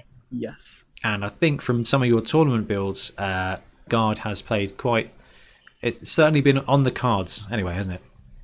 Yeah, I stuck guard straight on those heralds. The armor 8 kind of keeps them around a bit longer. Armor 8, yep, armor 8 does, absolutely. And did you hunt in packs or just individually? I generally try to pack it. So I try to place the guard around the pitch where you know you're going to be frenzying into. So you can get the assist on the first block, but then you've got to make sure the guard is there. You've got to make sure you have another player to assist on the second block, and guard kind of eliminates that kind of thinking. So you can stick guard just smack bang in the middle, and as long as they don't have guard, you're usually kind of helping you out with that frenzy. How about you, Sam? Did you end up using much guard with your builds? I didn't. Probably stupidly. I'm thinking about it now. I should have done. You were quite interesting with your build. Your build was amazing. So I guess we'll talk about the Bloodthirst when we get there. Oh yeah. So Tombstone I took block, which I think was a mistake because they have Juggernaut, so it's kind of almost a wasted skill. It's a defensive skill in a very Absolutely, offensive team. But would you benefit from taking dodge on the demons rather than block as a defensive skill? That is a really good shout. So the Bloodletters, they do get agility as a basic one, so you can take the dodge. They're edge 3, so dodging away 1 in 9 success into the open field, which is quite fun. And yes, it's -1 to block them on a dice, the same as block. It really depends on how you want to be playing with them. Actually, if you're going to be using a Bloodletter as a ball carrier, getting them to have dodge is probably not bad. It's a really interesting idea. But I don't think it would be one of the first skills I take for him, though. no, me neither. I mean, I didn't take it anyway. Like I said, Tombstone I went block, and then Fobble I agonised over my list for a long time, and we were allowed a lot of skills. So there, in this team, you get what, 7 demons in total? Up to 7 demons, yep, totally, yep. So I took all the demons, and I think we were allowed. The skills were purchased, weren't they? Yeah, this was the World Cup Day 2 build, so I think you had something like 140k of skills or something? It was something like that. I took Mighty Blow on every single demon on my team. Thinking, that's a great idea. No one can score against you if there's no one left to score. So how did you finish on that day? I can't remember where I placed overall in the tournament. You came. Did you not go 2-1? Yeah, to be fair, yeah, I did. But I mean, the first match was against Ogres, and that was a tough one. Then Lizardmen again, Saurus, Strength 4, tough one, and then the dreaded Orc build. I just felt outstrengthed everywhere. And when Ben mentioned Guard just now, I would have benefited from Guard so much more than Mighty Blow in that tournament. It protects you for your blocks, and I think we should just do the public service announcement about Frenzy. And one thing I have learned from playing this team, and just Frenzy in general, because I love a bit of Frenzy on some of my players, always be looking at where your second block is going to be. Mm-hmm. Assume you're going to make that. Assume your first block is going to be a skull and a push, and that you are going to be making that second block. Always plan for that, and Frenzy becomes your friend and not your enemy, in my experience. Absolutely, couldn't agree more. Because there'll be a lot of situations where, okay, your guy doesn't have Frenzy, it's a 2-die up block. Am I going to take that? Probably at the end of my turn if I've got nothing else to do. If a Frenzy block, your first one's looking like a sexy 2 dice, and then you're going in and your second block will be 2 up, so a negative 2 dice, assume that's your block, and you will escape it. And I don't know, another tip I've got with Frenzy is that buddying up is amazing.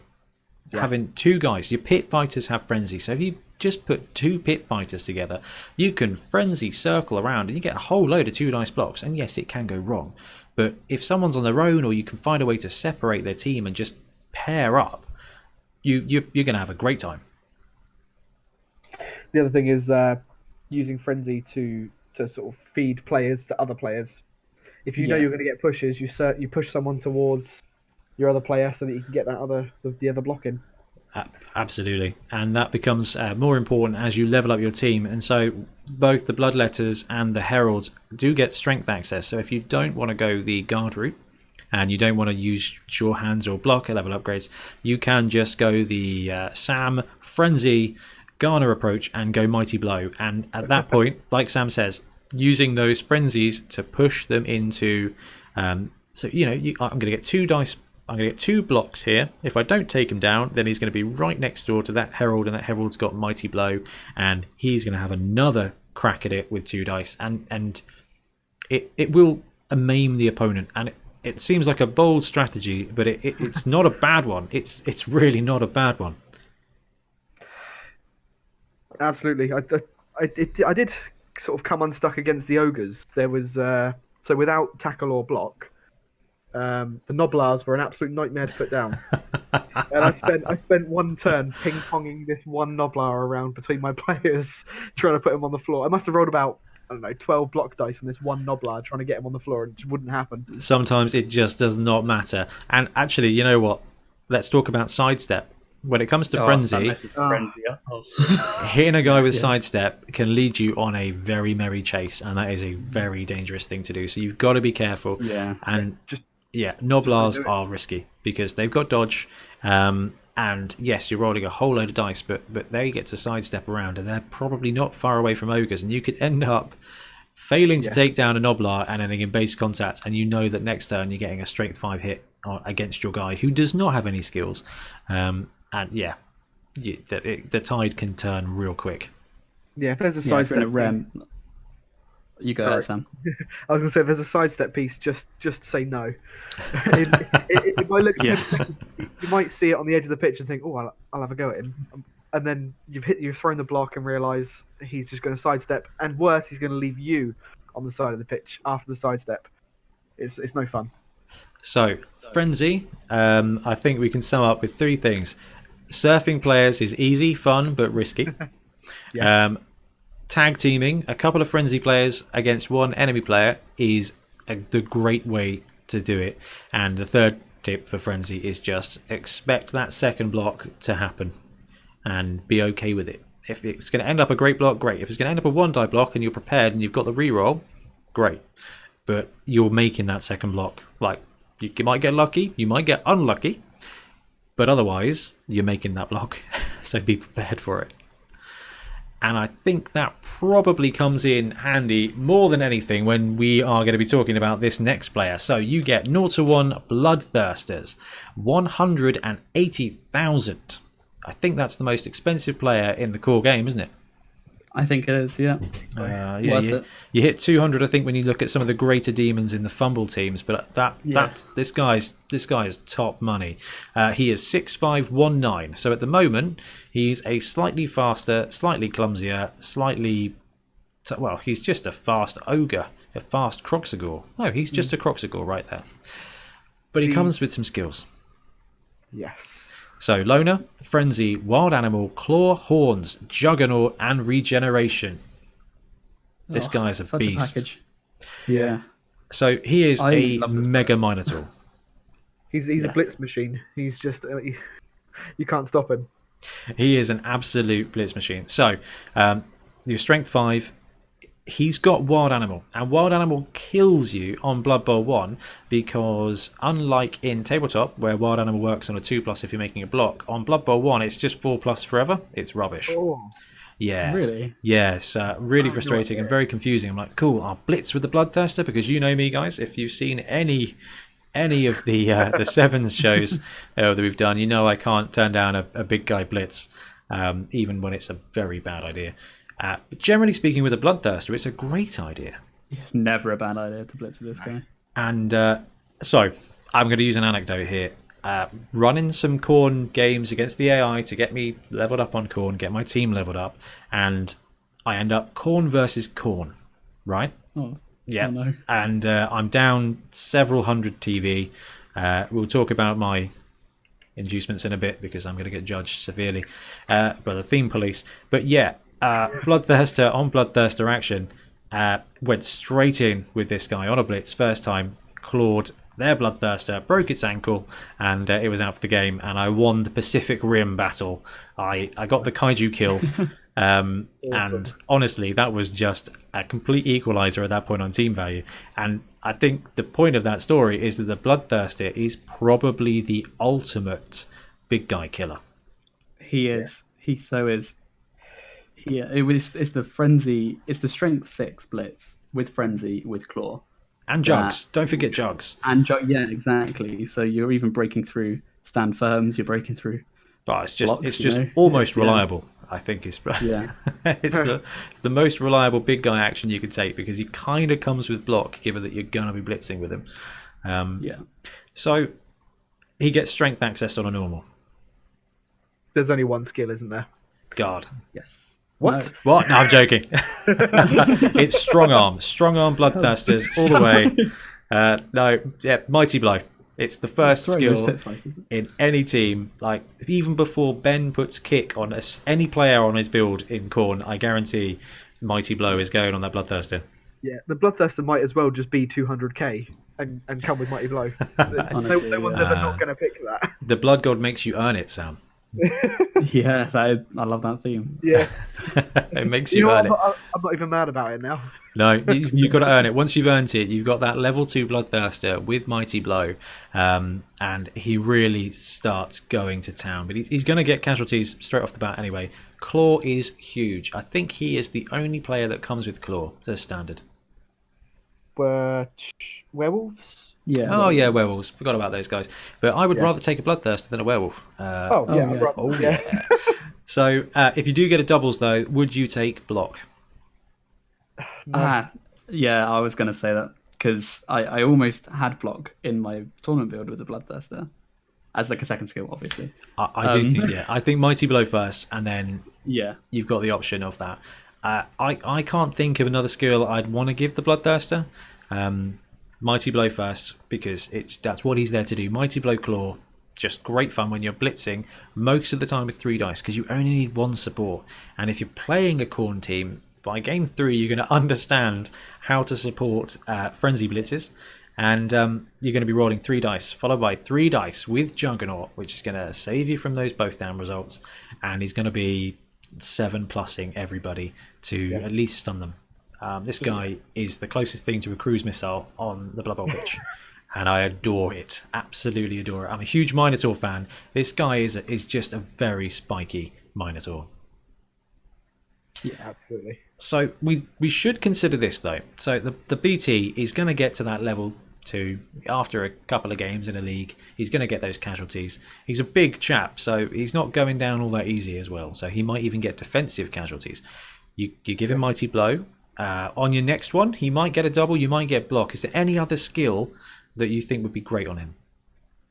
Still guard. I'd take guard on him just because it helps the rest of the team out. I would.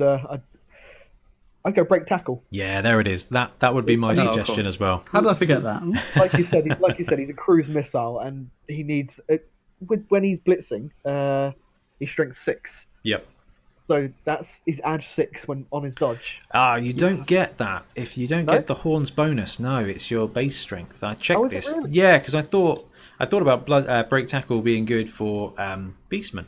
I was like, dodging away edge 4. It doesn't work quite like that. I thought that Horns made you strength 4 for the duration of the turn of your blitz, or is it just It's for the block action. It's for the block action. Yeah. Okay. Yeah, I'm pretty sure, Sam, it did used to be written like that. Because I had the same thing. I was like, well, this makes you strength 4 this turn. This is magical. I'm edge 4, or edge 6 in this case. But it doesn't matter, because edge 5, when you're breaking away or blitzing into something, is pretty awesome. That's a 1+ dodge attempt. So you're blitzing into 1 tackle zone on a 2+, 2 tackle zones on a 3+. That is not bad odds. If you want to break that cage and you're dodging into 3 tackle zones on a 4+, that's worth a punt sometimes to land that blow. He's got strength 6. You're going to be doing 2 dice. It doesn't even matter about supports. You've got to watch for their guard, but it's not bad. Break tackle, definitely recommended on the Bloodthirster. I was thinking more about getting him away from other players. To target another one, you mean? Yeah, so like I'm going to use the ogres here again as the guy knew what he was doing. He was just feeding Noblars to this. Yeah. Knowing that I was just going to have to bat them around the pitch and never get them on the floor. If I had break tackle, I could have just waltzed away and then ripped open one of his ogres. Absolutely. Had the exact same thing in Beachhead when I was playing against Undead. I think I killed one of my opponent's mummies off the bat, and then from there he was like, "Oh, okay, this guy will take out the mummies," and so he just tagged them as zombies every time. Yeah, have a zombie, have a zombie, have a zombie. Yeah. No, so Bloodthirsters are fantastic. They're really strong, but they are also, like you guys said, quite easy to counter, and they can be a massive hindrance to the team, in my opinion. So, could be an unpopular opinion, but I find myself stuck with a Bloodthirster that I don't want to blitz with, because I want to blitz with a Khorne Herald or my ball-carrying Bloodletter, because actually I can get that strength 4 2 dice blitz with one of these guys without risking the failure. And it ends up with my Bloodthirster either stuck on his own, not doing anything because I cannot roll over a 4 when it comes to wild animal. And I think that's something you've got to be really, really, really aware of. That you think blitzing with him is going to be amazing, and on the defense it absolutely is, but on the offense, actually, it will and can be a hindrance. I don't know if you guys ever found that when you were running your Khorne teams. I have had that in League where he wasn't killing quite as much because I didn't have the Mighty Blow on him. Often players just leave him alone, and he does get stranded, like you say. Yeah, gets stranded, gets tagged by a zombie. Yeah. And, okay, he gets tagged by a zombie, that's fine. I can blitz, murder the zombie, then I can move on with my life. But by that point, you might want to use your blitz action elsewhere. So it's kind of, he is a better Minotaur, but in a team where the blitz is worth more because you've got other very good options for blitzing. It's weird with Khorne, isn't it? You've got so much invested across the team into the blitz action. Yeah. Like, you can never do a bad blitz with Khorne, but you can only do one, and you kind of pay for it. Like, your players are expensive. Yeah, you know, you're running 4, 5, 6 Horns players. Yeah, and Juggernaut, and yeah, so you've got a lot of TV invested into Horns and Juggernaut, which you only use once per player per turn. Exactly. So we will round up the team by saying their rerolls are 70k. You get the Apothecary, and you get all the usual sides and starters. So tactics-wise, though, on the line, the Bloodthirster. Is he a lineman? Do you put him on the line, or do you have him back a bit? I used to set him back sort of 2-3 squares off the line. How about you, Ben? Same. Yeah? So it depends for me on obviously the team that we're playing against. But one thing I have found very, very useful and has worked in many games is if I am receiving, put the Bloodthirster bang in the middle of the line, because there's normally 1 or 2 players lined up on the middle section, then 2 Heralds next door to the Bloodthirster, and then 2 Pit Fighters next door to those. So it goes Fighter, Herald, Thirster, Herald, Fighter. I've found this really, really, really beneficial because you should be able to, from one way or another, get a 2-die Frenzy block with the Herald on the left, followed by another one because he's got Frenzy. A 2-die Frenzy block with the Herald on the right. Then you can move both those Pit Fighters in to support the Thirster to get him that 3-die double block. This has worked for me multiple times, particularly only when you're facing a team that only wants to put 3 guys, so elves, Skaven, you know, that kind of thing. If you get a bigger team, then maybe not, but actually if they set up with 3, 4, 5 guys on the line who are not guard heavy or big guys, you can position that Fighter, Herald, Thirster, Herald, Fighter to give you a load of really profitable double locks. And it's been great for farming SPP and for just opening up the center of the pitch before you do anything else. Well, that's not true. Tactic tick number 1 with Khorne is if you're receiving the ball, just move 2 guys to stand next to the ball before you pick up, before you blitz anything. Just do that. Yeah. Like, you will fail. Oh, you're gonna fail the pickup. So yeah, I suppose that has to come before absolutely everything else. You're going to fail the pickup with these guys. They're edge 3, even if you give them sure hands, you're still going to fail the ball. And you're going to possibly fail a frenzy because you're throwing twice as many block dice as your opponent on average, I reckon. So yeah, protect that ball. Then go murder. If you fail the murders, that's fine. You can get yourself out of it by murdering some more, but at least your ball is protected. But I've found that 5 guys on the line, or, you know, doubling down, having 7 or anything to get that push block away to then get you the strength advantage to go for those free frenzy blocks along the line has been really good for me when I've been receiving. But I completely second what Sam's saying. On the if I'm defending, then it's 3 muggles on the line who are probably going to die, and that BT is 3 squares back and flanked by heralds in the wide zones, because heralds, and I don't think we covered this, are incredibly good safety players. Yeah, they are. Yeah, because you're going to get 1 blitz on elf catcher, gutter runner. Somebody makes it into the backfield with the ball. They're making a break for it. They've put a cheeky little side cage on the go. Do you know what's going to be great against that? A strength 4 blitz with frenzy and juggernaut. Yeah, and they're better because with the armor 8, like, you can take a both down and kind of usually be okay. You take the both down, the ball pops out. You're already working hard to position your guys because it's terrible if you don't position them. So yeah, and that brings me back round to one skill that we've not considered for these guys, which is having a herald with tackle for that deep defense. Oh yeah, no, I could take that. I might even... No, I was going to say I could even consider it on a Bloodletter, but either works. They're both pretty similar, but the Frenzy does give you the extra chance if you do fail. So It gives you that opportunity for the second block. So that second takedown. So for a league, I think you've got pit fighters doing whatever your team needs them to do. You've got the Thirster taking Mighty Blow. You've got the Heralds and the Bloodletters doing a mixture of things, and that's what makes these two positionals very, very similar. But if you're doing a tournament build, or for example for sevens, a Khorne Herald with Tackle, if you're worried about playing in an agile, dodge-rich environment, will do great things. And I know this because Ulfwereners with Tackle are also beautiful things to defend. Similar players, yeah. That's it. That Catcher gets loose, that Gutter Runner gets loose, that Ghoul gets loose, Sam with your undead team. That Frenzy Horns double block with Jugs and Tackle is going to end that guy's run. And Strip Ball is also something to consider too, because that yeah. with the Frenzy are usually likely to get a push. And I think we should probably consider this skill as well, not just for the Blood Bowl community or the meme value, but Leap on a Herald might not be the worst thing as well. As in do strength 4 leap blitz into a cage, that kind of thing. With Frenzy and Juggernaut. Yeah.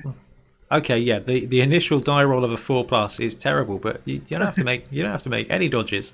It's just a 4+ forever. If you've got a team reroll kicking around, you've got a 75% chance of that massive horned dude just jumping into a cage and murdering someone, and that is just glorious. So I definitely wouldn't say that was optimal building, but it is definitely something that you could do to terrify the heck out of people. I would be terrified, first of all, by my opponent. For taking leap Sort of madman who would do that. I'm like, right, so this guy's brought Khorne to a tournament and he's put Leap on a Herald. I don't know how to win this now, because whenever I do on a 4+, I lose, which is interesting. So yeah, you struggled to convince me to take it over guard. I will say that, but I didn't rule it out completely. Look, using Tackle as a safety for one player, great, because Tackle on a Strength 4 Blitzer with Frenzy is a superb bit of kit. So, general tactics for Khorne. Sorry, Sam, go for it. Sorry, I was going to say, Ben, you mentioned Strip Ball. Is that right? Yeah. So, with Strip Ball, is that when you push an opponent, they drop the ball? Yes. Is that right? That is correct. With so Juggernaut turns are both down into a push. Is that right? Yes, it does. So yeah, I think that synergizes really well. Then with Juggernaut, you blitz in, turn that both down to a push, strip the ball straight off the ball carrier. And with Frenzy, you're usually pushing them away from the ball as well. Again, so you're free to pick it up with someone else. I hadn't considered that before until you just mentioned Strip Ball. It's definitely worth looking at, and yeah, I agree with Bloodtithe. A leaping Khorne Herald with Strip Ball is a. I never said leap. All right, well, you can still blitz with them, I suppose. Yeah. I've got my invisible mug on the go. Cool. So I think that is a pretty constructive chat about the core of the Khorne team. Everybody's got Frenzy. You've got a few players that you can build to do what you need them to build. Just try not to forget which one's got the utility skills, because they can take them. They can all take utility skills. Kick off return, sure hands, leader. You've got stuff there. You can take your guard, you can take your tackle. The thing that would make this team really good is guard on the lineman. So if you get a double, a guard lineman would be really good, because then you're not using your letters to get that extra guard support. And their armor 8, which is still really good. And I cannot stress the one thing enough. Normally, your lineman, you're like, I can only make a lineman blitz here. It's not great. It's great with these guys because they're Frenzy. Like, it's fine to blitz with linemen here. If you get one support, these guys are great. Yeah. It's a lot of dice you're throwing at the opponent. You're throwing a lot of dice. You don't have a lot of rerolls, generally speaking. But yeah, I absolutely love it. Really enjoying this Khorne team. So let's look at builds. So for a league point of view, what are we going to take in our Khorne team? What's the first thing we start with? Bloodtithe has got to be. Yeah. Oh yeah. Oh yeah, no. You cannot take a Khorne team and not take a Bloodthirster. I think you could, but I don't know why you would. Exactly. It's possible, but you shouldn't. He's the draw, isn't he? Otherwise, you can play them. Yeah, definitely. So we have got a Bloodthirster for 180. How many Bloodletters and how many Heralds are we taking? This is a league build. So I'd take all 6. Okay, Both interesting. heralds and 4 bloodletters. So let's chuck 180k in for the Heralds, and then another 320 for all those Bloodletters. So that gives us 7 players at the moment, and then we need to take at least 4 Pit Fighters, so that's another 240. That takes us to 920. So that build gives us 1 reroll, Sam. Yeah, see, I took 1 less demon.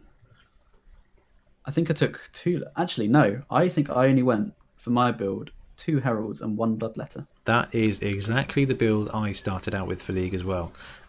So if you go that route, you get the Thirster for 180, 2 heralds at 180 as well, a bloodletter at 80, which is 1, 2, 3, 4 players, and then you take 7 pit fighters, and everybody knows that 7 times 6 is 420, and then you can sneak in 2 rerolls to take you to bang on 1,000.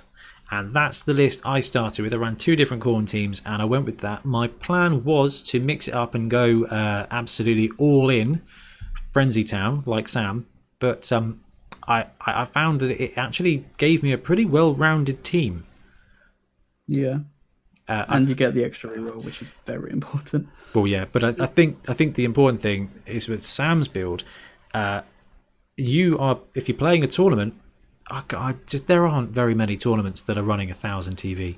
It's all 1,100, 1,150, and then you go from having 1 reroll to 3, and then a Khorne team with 3 rerolls plus the option to take a leader 4th, undoubtedly in your build, becomes a powerhouse of a team. I think that's.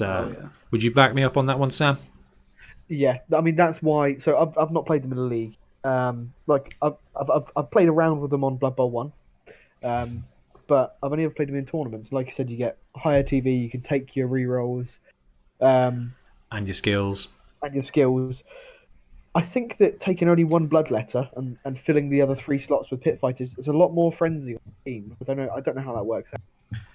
That is a very fair assessment, but I've found that actually really beneficial, because it means that no matter where you have a guy free, you're going to be able to make a decent blitz, I suppose. And we're back on blitzes again, which apparently this team is all about the blitz.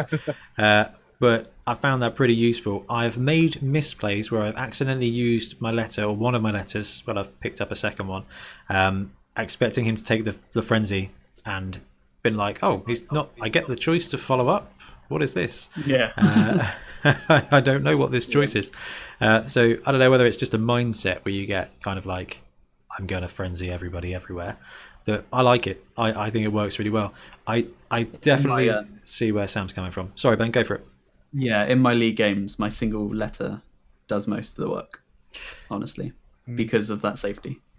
He's pretty great. You can punch your way. Like, he's usually the ball carrier, and it does allow him to, all the rest of the team, kill everything around you, and then when he needs to break through, he can just do the single blitz and then not have to dodge to get out again, which is actually really quite important when you're trying to score. And that's we only really need the 1, because like you do a lot of damage with the rest of the guys, especially when you start getting guard on the heralds. Absolutely. And I think another thing that I don't think we've mentioned here is that this team is actually quite fast. Yeah. There is nothing wrong with movement 6. And you're moving 2 squares on your Sorry, Ben. Yeah. I was going to say, with each block you make, you're moving 2 instead of 1, so you actually do push up a little bit more. Yeah. Well, one thing I found really, really, really beneficial is there's quite a lot of opportunity to get the odd chain push, to push your guys further up the pitch or closer to where they need to be, or chain push your own players into a position to block another one without using that blitz action. It's definitely something to be aware of. But movement 12 is great. You can get a 2-turn touchdown with Khorne, no problem at all. Unless you double roll the one into the end zone. But, That's always going to be the chance. It doesn't even No matter. problem at all. It doesn't even matter. No problem at all, except it's going to fail. But yeah, movement 6 on everybody. So there's no slow link. And we haven't talked about stat ups yet. So stat ups for these players. Is there anything you're not taking? Armor. I'd always take movement over armor. Yeah. The rest of it, I'd take Edge for any day. These guys. I think I would probably... I would windmill slam strength. Absolutely. See your strength up, get it. I would windmill slam edge as well. Yeah. And yeah, given the choice between armor and movement, I would take movement on my letters and my heralds because they're blitzing or running the ball. I don't know if I would bother taking movement or armor on a pit fighter. I'd take strength, I'd take edge, I'd make them the ball handler or just another strong piece. I probably wouldn't bother with movement or armor, and I'd just go for a general skill for those guys. But otherwise, I would take movement on all of these guys. Yeah. Actually, yeah, you're right. I would rather take block as the first skill over a movement or armor on the pit pits. fighters. Yeah. And Thirster, movement 7. Oh. Yeah? What do you think? Oh, definitely, yes. Okay, So cool. One thing to watch out for is the being forced to make a go for it on your second block with Frenzy. Yeah. So an extra movement on the Bloodthirster would be amazing. Sam, that's a really good point. Yeah, he's blitzing further than a Minotaur, but whoever you're trying to blitz is always going to be on that edge of needing at least one go for it to get them if they're playing properly. So yeah, having that extra movement will save you that rolling a 1, and he's got Loner, and no one has in the history of Blood Bowl ever successfully made a Loner roll when you need it. It's the worst version of going for it into the end zone. So yeah, movement's great. Would you fancy a strength 6 Bloodthirster? Yeah. Oh yeah. Blitzing straight in there for those 3 dice blocks. Edge 2 I wouldn't even touch, wouldn't even bother. No, definitely not. And armor wouldn't even bother as well. You'd take the movement over that, wouldn't you? Yeah. So actually, here's a good question. So you got your Thirster. You roll 10, and you can give him movement 7, or you can give him Mighty Blow straight off the bat. What do you do? Mighty Blow. Yep. Always Mighty Blow. I agree with that one. Strength. You roll strength on the Thirster. What do you do? First skill. I think I'd go strength over Mighty Blow. I think I would too. Yeah. Ben, what do you think? Yeah, I'd take strength. Cool. There's a big reason for that too. It would give him, more opportunity to get those favourable 3-die blocks. Yep. More opportunity to get armor breaks, casualties, skill him up quicker. So the great thing about blitzing with the heralds of the letters is that they end up with strength 4. So that follow-up block, if they've got frenzy, is not normally, I wouldn't say safe, but it's normally pretty decent. Like, you can get away with it. So that strength on any player is really key with a frenzy team, because they can generally start merrily just blocking for the sake of blocking. And I think I would always take strength over block with a frenzy team, because you just get a chance. They're just safer. Yeah. Like, it's fine, defense and offense. So for a sevens team, because big on sevens for the Bonehead podcast, I'm thinking a Thirster, 1 herald, 1 letter, 4 pit fighters. And that leaves you with 10k. What do you think to that build? I don't think I could complain at that. I think I really like the letters. I could consider upgrading or pseudo upgrading a letter to a herald to use that extra 10k. Actually, that's not bad. But yeah, having the safe block is really nice in this team. I love heralds. I think they have become one of my favourite positionals in the entire game, because they're just hench. They're just hench. They're just absolute warriors.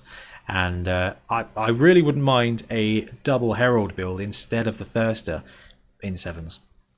Instead of the Thirster? Instead of the Thirster. Yeah, it's the only situation I can see that being an acceptable thing, because actually in sevens, if you've got the opportunity to have 2 guys that they can frenzy blitz that strength 4, obviously only 1 per turn, but it leaves you 2 anchor points, and you get 90k to then spend somewhere else in your team. I think it's really worth considering.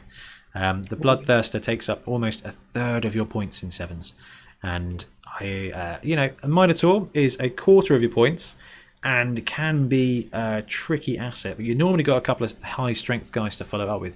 That Thirster goes out, you're left with medium, I think, if you don't bolster up. Anyway, could be controversial, but definitely worth considering if you're running Khorne in sevens, which I don't think anyone has, and I think it needs to happen.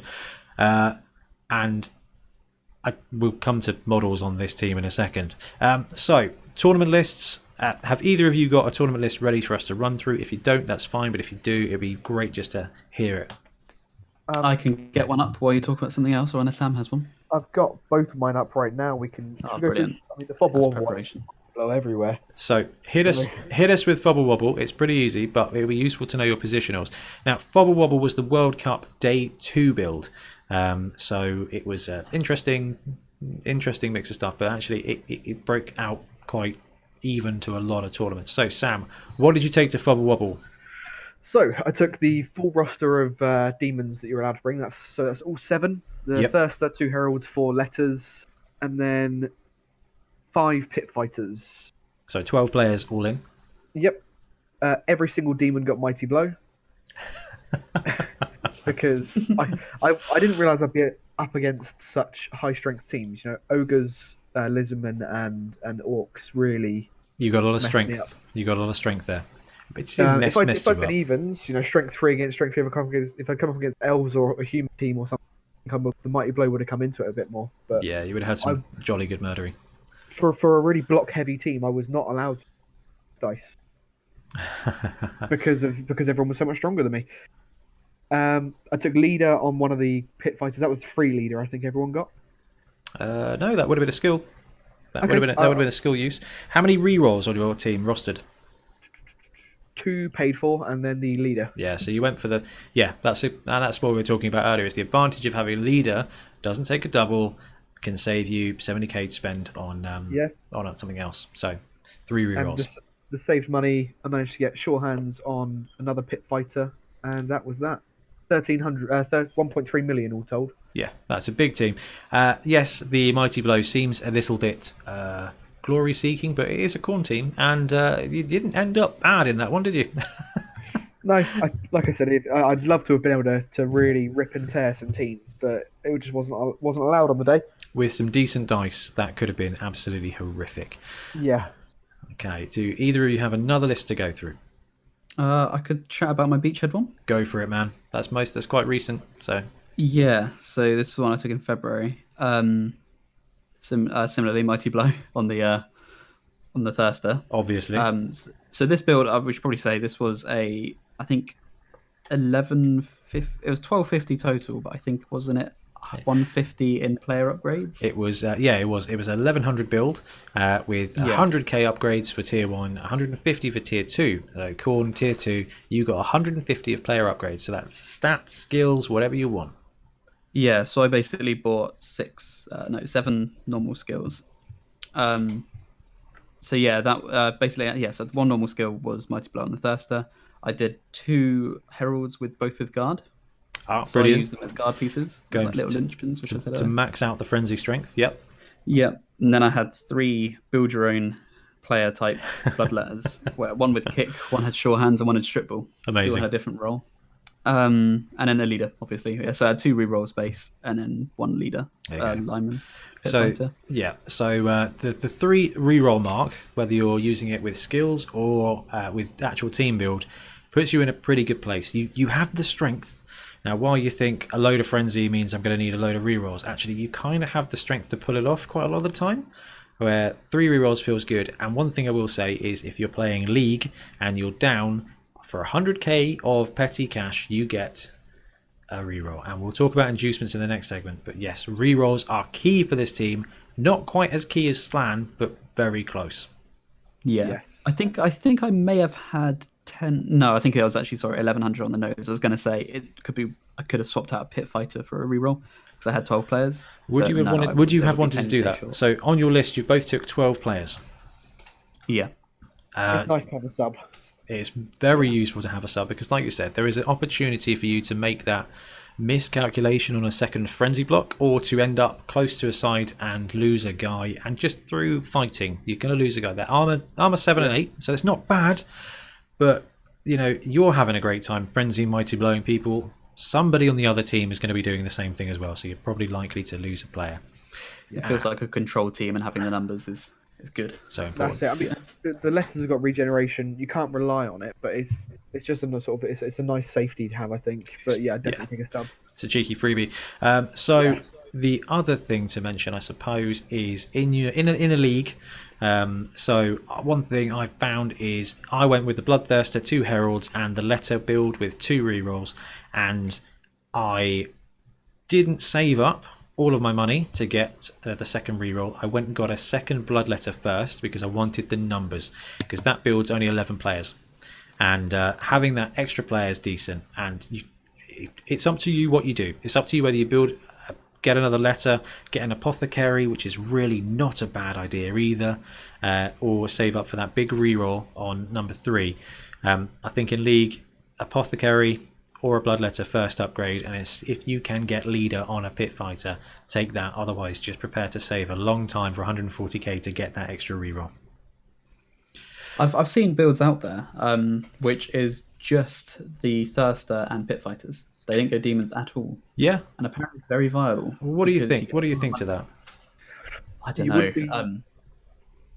I think in that situation you wouldn't be torn over whether or not blitz with the Bloodthirster. Yeah, you're going pure frenzy game. Yeah. So for 990, you get a BT, 3 rerolls, and all fighters. So yeah, you're not fighting over the blitz, but it's all in on the Thirster. Your line guys aren't bad, but I just think the Heralds are so good, and the Bloodletters for 20k more than a pit fighter are just brilliant. Yeah. But you do pay for it. It gives you the backup. You do pay for it. Like I had a game in Beachhead where I think the Bloodthirster's biggest counter is the Tree Man. I remember we foreshadowed this, saying he's going to go up against the Tree Man to get knocked out in the first block. You came up against 4 Treemen, basically. Yeah, I think he stunned Deep. I think he stunned Deep Root on his own. All right, that's a or win. he stunned a regular Tree Man. But then he had 3 others that just came and ganged on him and took him out and killed him for the regen. And at that point, I'm glad I had the demons, because if you were playing a team with just the Thirster and pit fighters, the Thirster gets taken out in the first block of the game. And you're probably not going to win that game. You're fighting uphill. That's what I meant by the sevens build of actually, do you take the BT or do you just go heavy on the Khorne demons? Yeah, average it out. Right, cool. I think that sums up everything I had to talk about, the building of the team and the developing of the team. Unless you guys have anything else to add? I think I'm good with that. Brilliant. Then we're going to take a quick break and we're going to come back and talk about inducements for this team, both in league and tournament.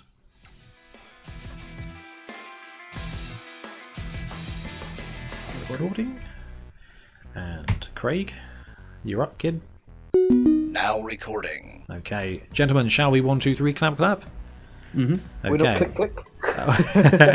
We can clap clap. Tiv's gone to bed, so we can do click click. We'll probably do click click. It's fine. So 1, 2, 3. Sweet. That actually just sounded really jazzy. Talking of outtakes, we'll just have the last bit, just that. Cool. So we now know how to build a Khorne team, but how do we keep it alive? So you are playing in a league. You're playing online in BB1. I don't know if BB1's even online anymore. Let's rephrase that. You're playing in league, or you're playing online with Fumble / play against the AI on BB1 because you're bored and want to murder things. You're going to need to know about inducements for this team, and it hasn't had a spike. And I suppose now is probably the best time to talk about whether you guys think it will ever be canon for Games Workshop. I really hope so. I feel like of all of the sort of the 3 non-official teams, in inverted commas, this is the most likely to be official, just because Khorne is still a thing, especially in Age of Sigmar and stuff. Khorne will always be a thing. So I really hope they embrace it. I'm with you on this one. Like you said, of all the expanded teams, this one is the most theme current. Slann are gone. They replaced them with Kislev. Some people like it, some people don't like it. I don't think it matters, because I don't think that team's coming back from Games Workshop. I don't think we'll see that one. And my views of Bretonians are a bit Divisive, I suppose. I think they will do a Bretonnian team, but I think they will do it with a different roster than they've got out now because of the way it affects third-party models. Yeah, I think that's fair. Yeah, I think that which is a shame because the Bretonnian roster is actually pretty well built. They're all pretty well built. Yeah. Look at this Khorne team. I've never even touched it, and then the last few weeks playing and looking at it and seeing you guys run it, I absolutely love it. It's a really different team. It doesn't look like it, but it is a really different team. And yes, if you're running this team and you're running in League, you're going to start at 990, maybe flat million. There's definitely going to be an opportunity for you to be down, and we need to talk about inducements. So, star players, the NAF most recent updated team list, which I think is maybe still out, maybe not still out, I don't know. We're going to use it anyway. We have got some well-documented star players. So we've got Grashnak Blackhoof, who is 310,000, 6628, Loner Frenzy, Horns, Mighty Blow, Thick Skull. What do you guys think about taking this guy in a Khorne team? I don't think I could. He's so expensive in a team which is already expensive. He'll be competing with the Bloodthirster. He will absolutely be competing with the Bloodthirster. That's my biggest issue with him. The frenzy, the horns, blitzes. You want it on the Bloodthirster, don't you? And honestly, I think the Bloodthirster does it better. You lose your strength, but you have Juggernaut. Well, you have Claw. He's probably got Mighty Blow. The difficult thing is, you're exactly right. Grashnak Blackhoof does compete with the Bloodthirster. Yes, you may not be blitzing with him, but this guy's already strength 6. Yes, he doesn't have Claw, but this guy doesn't have Wild Animal. What does he not? He does not have. He has no nega trait. This is why Grashnak is such a great player, but you kind of want to be using the Bloodthirster to run around and murder stuff, and that is kind of what Grashnak does. Yes, for 300k you can get a strength 6 player, put him on the line, but he doesn't have jugs and he doesn't have block. So Grashnak I think is amazing, but I don't think it fits this team unless the reason you're 310k down is because your Bloodthirster is out. Yeah. And not many other teams are going to have it, but or even if they have a Minotaur or something like that, Grashnak will go down quite easily to a Minotaur. He will, with a gun assist. Yeah, Minotaur with assist. You're exactly right. So Grashnak, good if you have no Bloodthirster for bad reasons. Can fill that gap in your tactics and your strategy quite well, because he is blitzing, frenzying at strength 7, which is huge with no nega trait. So he can be great, but I wouldn't take him if you still got your Bloodthirster. We've got Lord Borak the Despoiler. He's 300k, 5539, loner block, dirty player, mighty blow. So again, we've got another beefer here, strength 5. He comes with block, which is cool, and mighty blow, but he is also 300. So what do you guys reckon to him? I quite like him. I mean, if you were 300k down through no fault of your own, so you weren't missing the Bloodthirster, yep, then I'd probably take him over Grashnak.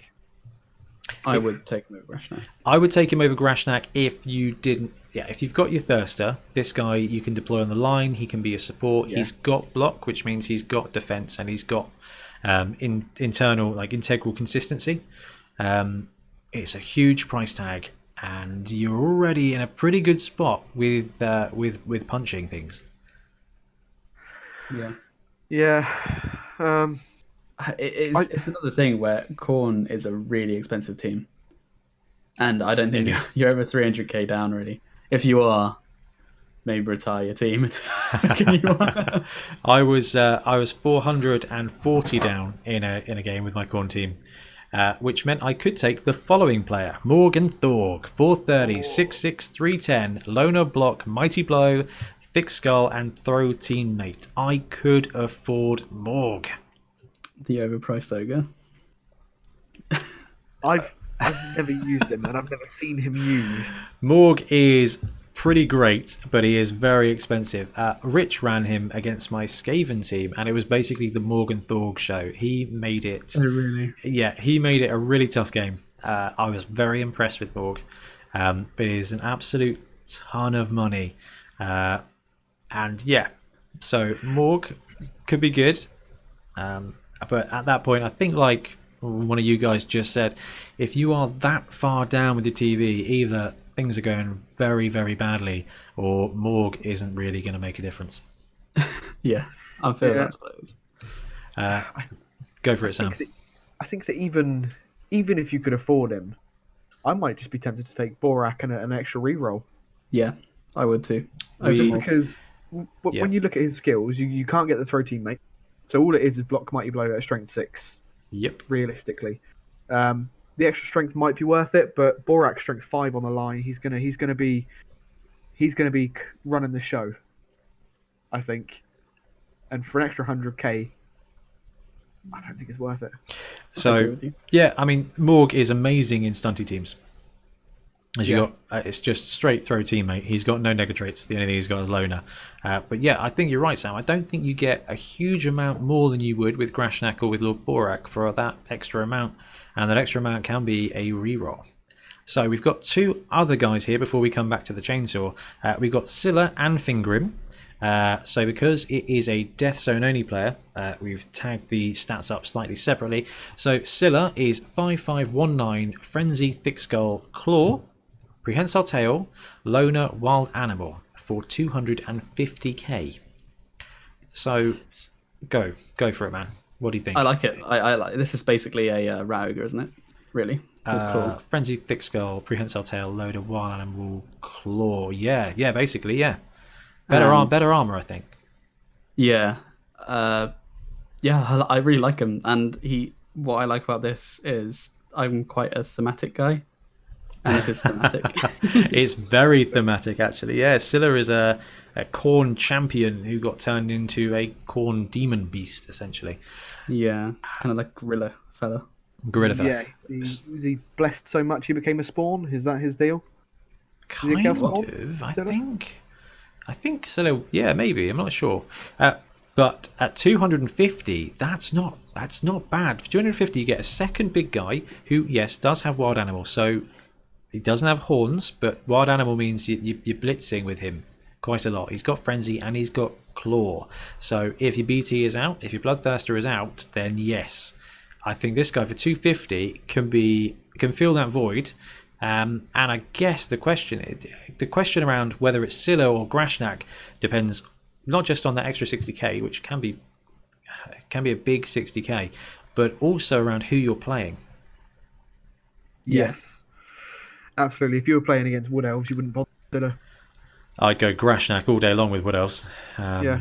and just blitz for those sweet frenzy strength 7 3-die mighty blow shots. But yeah, if you're up against orcs or dwarves or chaos, then Scylla for 250k gets you that claw piece with a pretty decent 2+ frenzy in, and you've got prehensile tail, so you can put him on the line if you want to.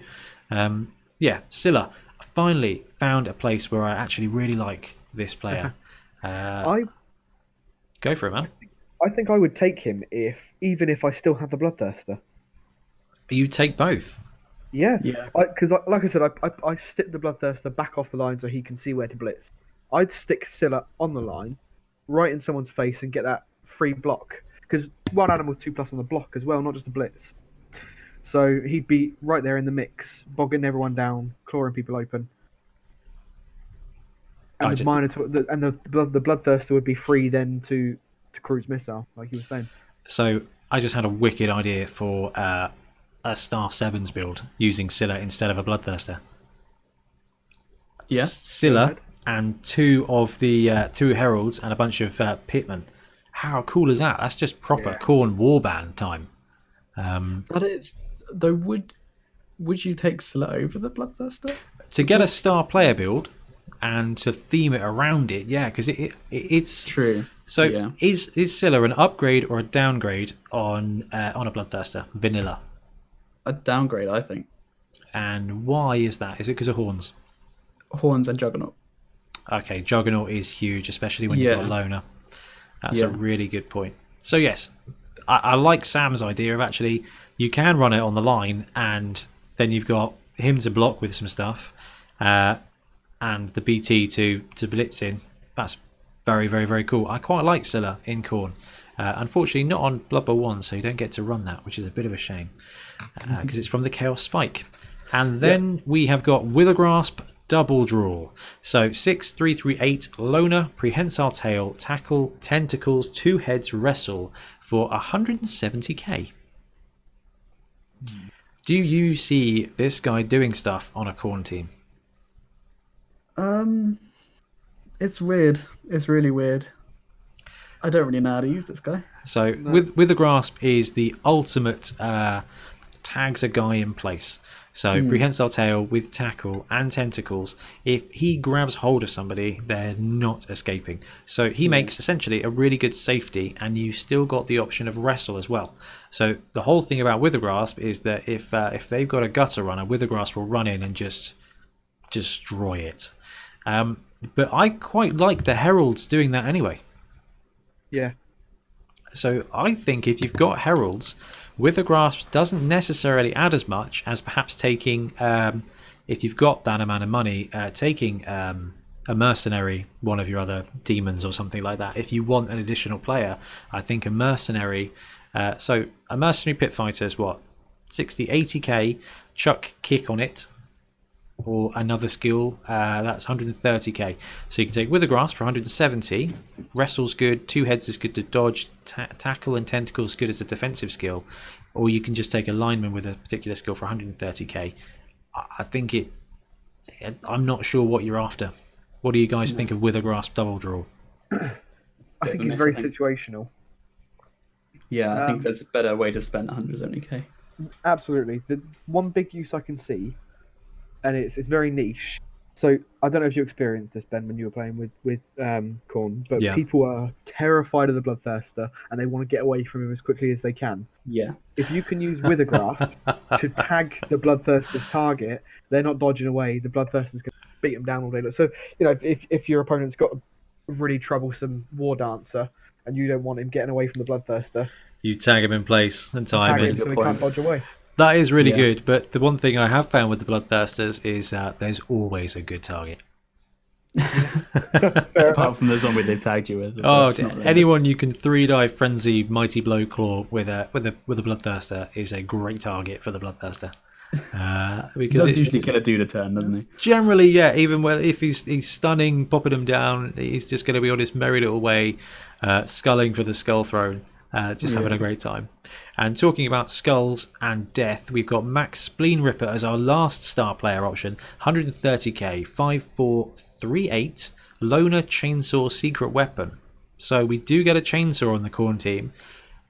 Yeah, this is the guy I'd take over all of them. I think this guy's great. Strength 4, straight off the bat. Strength 4. So the biggest downside of a chainsaw is mostly the chainsaw is a Strength 2 goblin, right? Most chainsaws you run up against are Strength 2 goblins. So you can run in, punch him on the nose, and then let him kill himself. It's going to be real tough to do with Max Spleen Ripper, who is Strength 4. You're going to need to assign 3 players realistically to get a decent 2-die block against him, and then if that goes wrong, he gets a free chainsaw swipe at you. So, and 130k is realistically quite cheap in the world of inducements.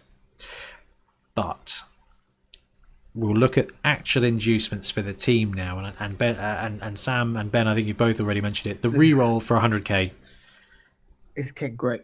Is Max Spleen Ripper better than a reroll? We'll ask the real question in a minute, don't worry. I think so. I do think so. I've never run a chainsaw, so I can't. Oh, they're good. I can't really comment. I'd love to, and for a Khorne team, blood for the blood god. I feel the chainsaw really expedites that blood for the blood god. So the chainsaws, while they're really great they're great for blitzing, which is really quite funny. They are great for blitzing, but also they are great for mopping up. Now, the great thing about the Khorne team is you're popping a load of guys on the floor. So the chainsaw will usually have some great +3 foul opportunities to sort of run in and mop up. And you never want to blitz with him because there's a billion better blitzes you can do on a Khorne team. On a Khorne team, 10 out of 10. On a Goblin team, blitzing with the chainsaw is great fun. And even more so on a Chaos Halfling team. Trust me. It's so much fun. So Spleen Ripper is definitely something to consider. And I would probably say not until you've got that third reroll somehow. Do you reckon? So if you're only on 2 rerolls, you take the extra reroll over I the would chain? take that reroll because, and we talk about this, and we're talking League here, we talk about this all the time with regards to inducements. The ones that help your team do your team's thing, generally speaking, are more advantageous to League play than anything else. So, and for that reason, I would say getting that third reroll, and then possibly, if you don't have an apothecary, taking the inducement apothecary, I think is probably the first thing I would do, because you've got a great team. Khorne are dangerous. It doesn't matter what your TV is down, because the Bloodthirster is a great equalizer, and your main guys can do a lot of damage themselves, so you can murder 300-400k in a game, and I think having that reroll to keep your guys up, keep them fighting, is more important to me, from my experience, than having a chainsaw to mop up.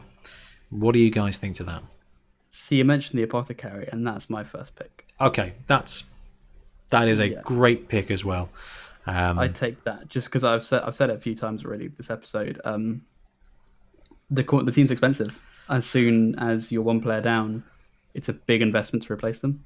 It is. Like a pit fighter, you can usually you might end up having 1 extra, but it's hard to build a team with 12 players, so you probably won't. You're right. Having a journeyman pit fighter is fine. They go on the line. They're that positional. They're the support piece. Yes, but losing the Bloodthirster. Yeah, or a demon, and they have regen, but I don't think I've ever passed the regen roll with this team. Khorne clearly doesn't like me, so yeah, you can't rely on it. And if that 100k saves you having to save up 180 for a new Bloodthirster, then yeah. Saving up 140 for a reroll, it feels like an awful lot. Saving up 180 for a Bloodthirster is a huge amount. So yeah, Ben's got it. A really good point here. That actually, the apothecary is definitely in contention. It depends on how risky you want to be. But the good thing about the apothecary is it only takes 50k to buy. So yes, yeah. Maybe what we said earlier is that the apothecary should be the first thing you purchase. I think so. Yeah, and yeah, I think you're right. I haven't, because I was just like, I want more players. But I think an apothecary would have been a very wise choice, and I just got very lucky with my Bloodthirster. All right, we're going to come to it. The wizard. Get out. Who wants to take the lead on this one? I'm out. Right, Bloodtithe. Tell us why wizards on a Khorne team are not allowed. Okay. I'll disclaimer. It's a game. You can take a wizard. It's fine. Just you can, in fact, you are allowed to take a wizard. Yes. It's purely from a thematic standpoint. Khorne hates all things magic, despises Tzeentch, despises anything like that. So, if you're taking a wizard on a Khorne team, expect to lose, because Khorne's going to make you lose for that. Forget Nuffle, you're going to get punished hard. Exactly. Yeah. It's. I think he sees magic almost like cheating. When there's sort of martial honor involved, you're cheating if you use magic. Well, then you guys are going to hate me, because I absolutely love taking a wizard on a Khorne team. That's so good on Khorne. That's annoying. It's worth. So that third reroll, I think, is real key. And if I had 150k to play with, I would be tempted to get my third reroll just so my team can do its thing. If you've got enough to take a reroll and a wizard, then it gets real interesting. Because the wizard, well, we've said this about the Bloodthirster, that the Bloodthirster is a great equalizer, but the wizard is an even better equalizing factor in Blood Bowl. And I don't think people use them enough, because I think they were kind of shuffled off at first, weren't they? They were removed and then re-added. So all the 2016 rebound didn't have wizards for quite a long time, until Schottenheimer was induced in Death Zone 2, and then when we went live with the Chaos Spike, I think we got the Hireling Sports Wizard. Oh, it's on the screen, yeah, in the Chaos Spike. So these guys can take a wizard. So if you're playing Blood Bowl 1 or Blood Bowl 2, a wizard does a different thing than it will do on tabletop if you're only using the new rules. So I think, should we quickly talk about the Hireling Sports Wizard, even though this is a Khorne segment? Yeah, no, it's a good. Okay, so the wizard is 150k, and then once in the game, and you can only take one wizard of any description. Once per game, you can cast one of two spells. One is a Thunderbolt, which you choose I think it might actually be called a Fireball. You can choose a target square on the pitch, roll a d6 for each standing player from either team that is either in the target square or next to it. If the score is 4 or higher, that player has been hit by the Fireball and knocked down. If it's 3 or less, the player's fine. Make an armor roll and use Mighty Blow. So if they've got a cage, this is why this spell is so good. If they've got a cage, you use a Fireball, and there's a 50-50 chance of taking each one of those players out. And then you get a chance to roll armor using Mighty Blow as well. So you can kick to them, they can move their cage up, and you can Fireball, and it can open up a side of that cage. And when you've got a cage with a side open on a Khorne team where you've got a 2+ Bloodthirster Blitz in there, or you've got a Herald Blitz in there at strength 4, it's a huge game changer. What do you guys think about that spell for Khorne? Let's pretend it's a prayer. All right, you got me now. I'm interested. Or a bomb, like a Khorne missile. All right. That's all you need. You just need to pretend. Yeah, it's so I've only ever used wizards a couple of times, and so on BB2 it's Fireball, not Thunderbolt. Is that right? Yeah, But it I'm does not the sure same if this is typed up right, but yeah, it's the Fireball. It's the same thing, yeah. thing. And I always seem to like hit a cage. You got 5 players, ball carrier in the middle, and 1 on each corner, and like 1 man will go down. I don't know if that's poor rolling. It's always underwhelmed me. Always underwhelmed me. Well, the thing is with the Khorne team is even one of those guys going down should give you an opportunity to make a good blitz on the ball carrier. True, but for 150k, it's one shot. You get one shot. You get one opportunity. It's an Eminem 8 Mile moment. But if you took Max Spleen Ripper, he could rip open a whole bunch of players for a whole drive. But you're using your blitz to do it, and you can only blitz a corner. You can't blitz the middle. So it's interesting. I mean, not necessarily in that situation, but you're right. For the whole drive. The whole drive, yeah. You get a wizard for 1 moment. You get a chainsaw for 1 drive, or if with a bit more cash, you can get a mercenary or a Scylla for the whole game. And you're right. That is a real big differentiator. The other spell is Zap, which I think is less good but interesting. Target any opposition player and roll a d6. If the score is equal to or higher than that player's strength, that player gets turned into a frog for the remainder of the drive. 1 always fails, 6 always succeeds, and frog has the profile 5-1, 4-4, dodge, leap, no hands, stunty, titchy, very long legs. I don't think I'd be using this spell. Even for a human, it's a 3+. You're better off just 4+ing the entire cage. Fun against a gutter, or 2+, the gutter runner gets turned into a frog and drops the ball. That's quite great. It's a nice safety. And the good thing about the wizard is you can buy the wizard, and you don't have to decide at the beginning of the game, I'm going to take my wizard and my wizard's going to have zap. I get both. So if they cage up, I can Fireball once per game. If they run away with a guy I can't reach on a 2+, I zap him. Or at least it used to be 2+, now it's depending on their strength. So yeah, it's interesting. It's like Sam said, though. I think it always boils down to, I think I'd rather have the chainsaw, because I'd rather have a dude always doing stuff than a chance to do something once. Yeah, I think that's very fair. I don't think there's anything wrong with that, but it's definitely something to consider. If, in my opinion, for Khorne, if you're 300k down, I wouldn't take one of the big stars. I would take a reroll or an apothecary and the wizard, and just let your rest of your team do its thing and create yourself an opportunity. You can drive, and the running game for Khorne is pretty successful. You do have an Edge 3 passing game, so a short, quick pass can be done quite well. I think that's why it's important to have those rerolls, is because you get to save yourself a bad frenzy, and gives you the opportunity to get that extra go for it, or that stretch play. So for me, inducement wise, extra rerolls. Wizards are good, apothecaries are better. How do you guys feel about that? My 300k would be Spleen Ripper, apothecary, And a keg. That's 230, and a keg, and then one of the temporary cheerleaders or something like that. Yeah. You get the 20k things, coaches too. Yeah. If I had 300, it would be a wizard and a reroll, and I'd go for the win and not worry about my team. But that's online. I think in tabletop, the apothecary becomes more valuable because you've painted that model, and that model, it has a part of your soul inside it. Whereas on the on BB1, if it's rubbish, you just delete the team and start again. Yeah, that's a fair point. Because you can get a season in a couple of days online. It takes a couple of months. Well, actually, it takes about 6 months to get a season in on tabletop, doesn't it? Yeah. Right. Guys, is there anything else you want to talk about with regards to the Khorne team? Anything else? The only thing is models, really, if Absolutely. we want to briefly touch on that. Absolutely. So, you guys have both got a Khorne team.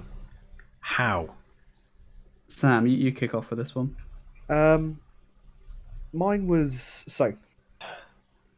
Mine were built from old Khorne bits that I'd used in other game systems. So I made a me and my brother did a 40k tournament, and I took Khorne Demons.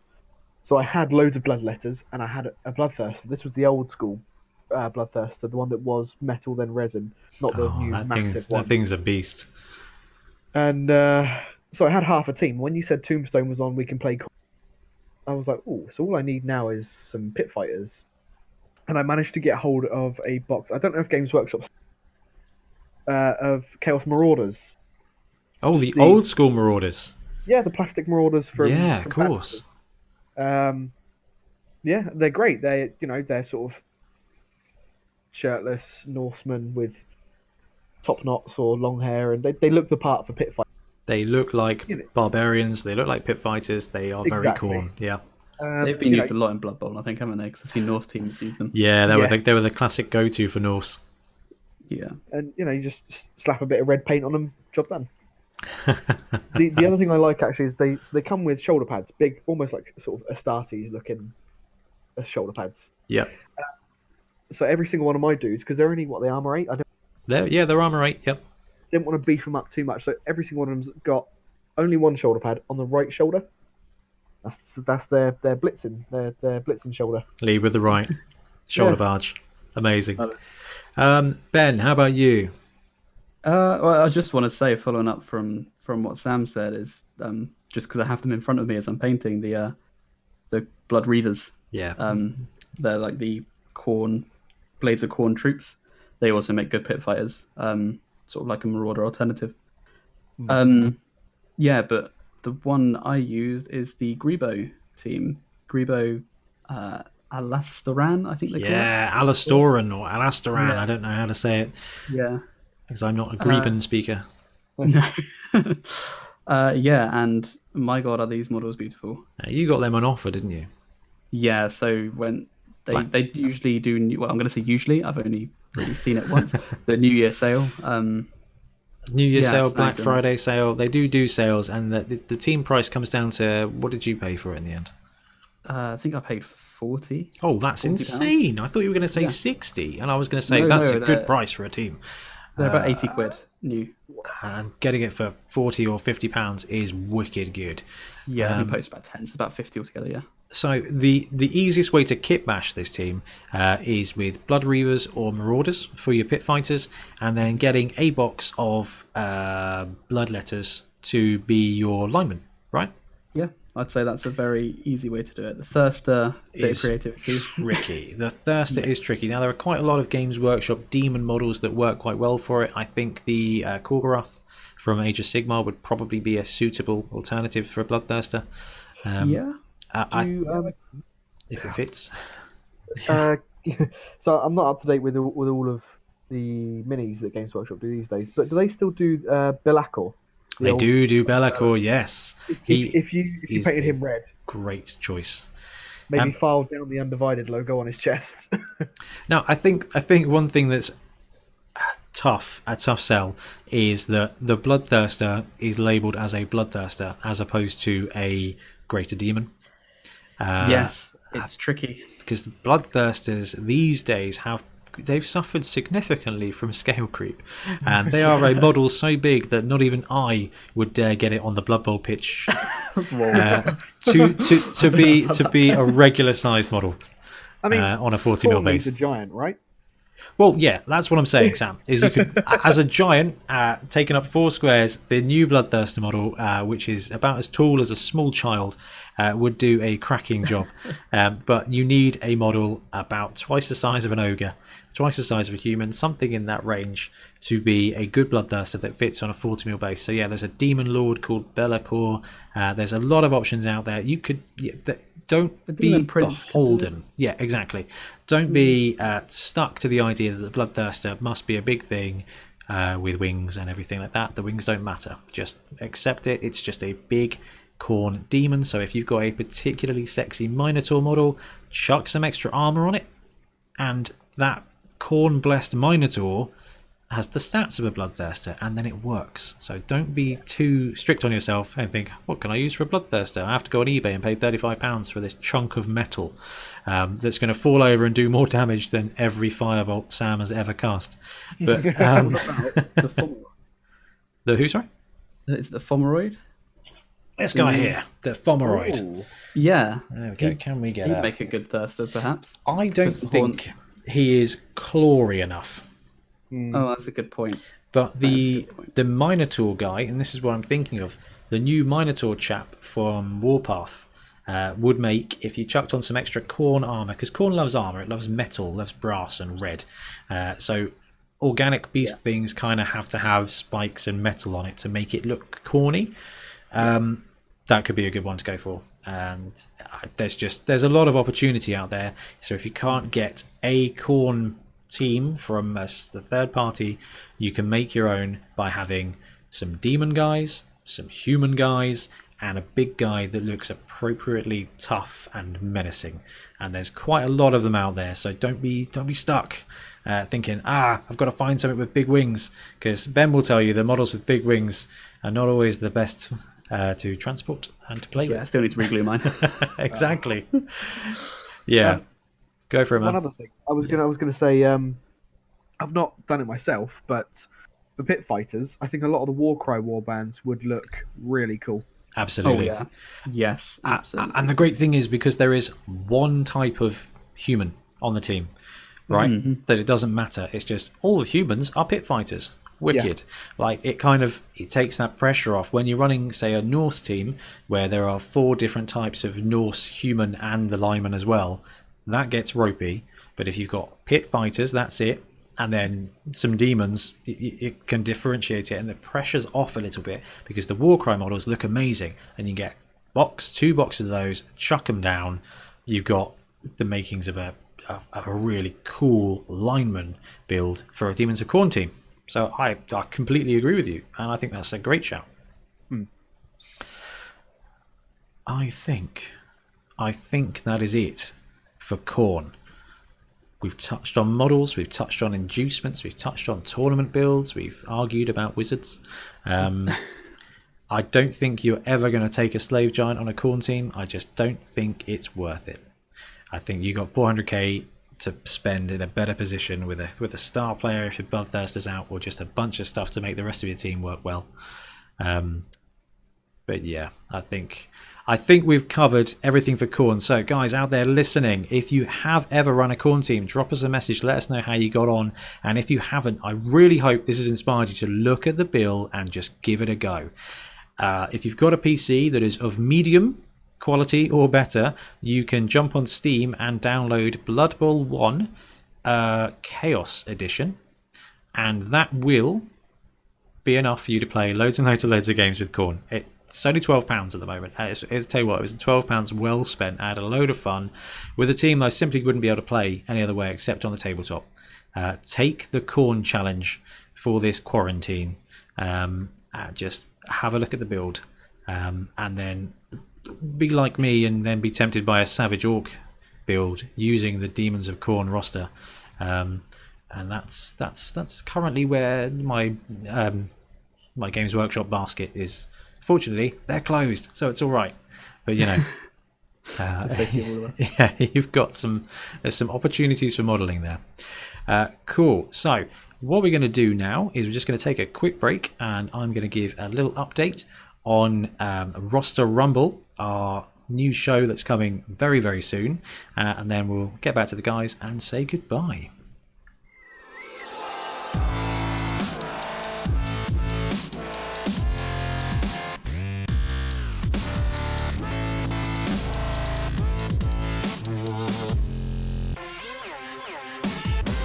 Hey everyone, it's Ben here from the Bonehead Podcast, and welcome to episode 1 of Roster Rumble.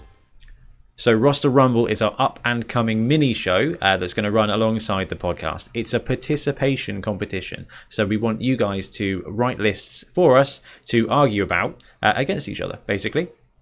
So season 1, we'll talk through what we need for that in a minute, but really the idea is that you can come up with some great creative lists, send them in to us. Ben, whoever is going to be competing on the day of the episode will choose their favourite list from our selection, and they'll talk through who it's from, what the plan is, what the team is, what its strategy is, and then we'll just argue about which team would win in a game.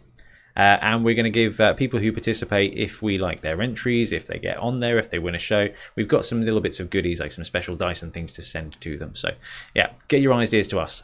Let's have a look at season 1.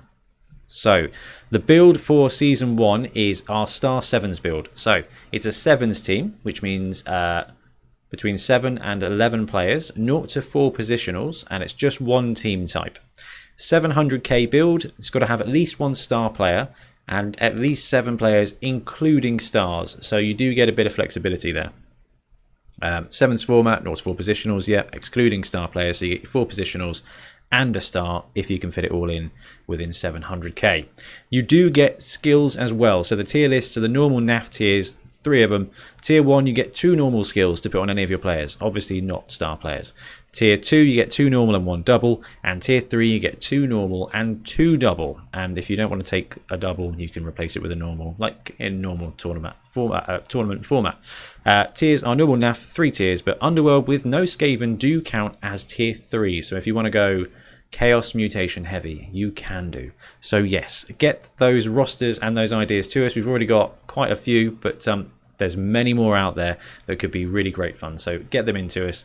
And Ben and I are going to be recording the first few episodes in a week or 2. So you'll see that coming up really, really, really soon. So yes, help us out, get involved, and see if you can't win some loot.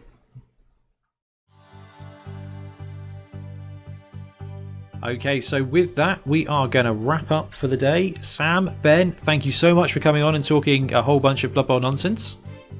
No problem at all. Yeah, thanks for having me on, mate. No, absolutely brilliant. Sam, we're going to absolutely get you on to talk about your crazy idea in a few episodes' time. So yeah, a bit of foreshadowing there, but we've got some proper Bonehead topics coming up. I just want to say, everybody out there, please take care of yourselves at the moment. Obviously, the world is a tough place and a very unusually cold place at the moment where you're not allowed to be in anyone else's tackle zone. So just just be safe, be sensible, take care of yourself, and do what you can to enjoy the time with your family. And if you don't want to do that, then try and enjoy some time with us, either with our stream on a Discord, catching up with episodes, whatever works for you. We've got lots of stuff going on. Just enjoy Blood Bowl, let us know what you're doing, and take care. So yes, very final goodbye from me, and we will see you in a couple of weeks. Yeah, bye-bye. Thanks. Bye. See you later.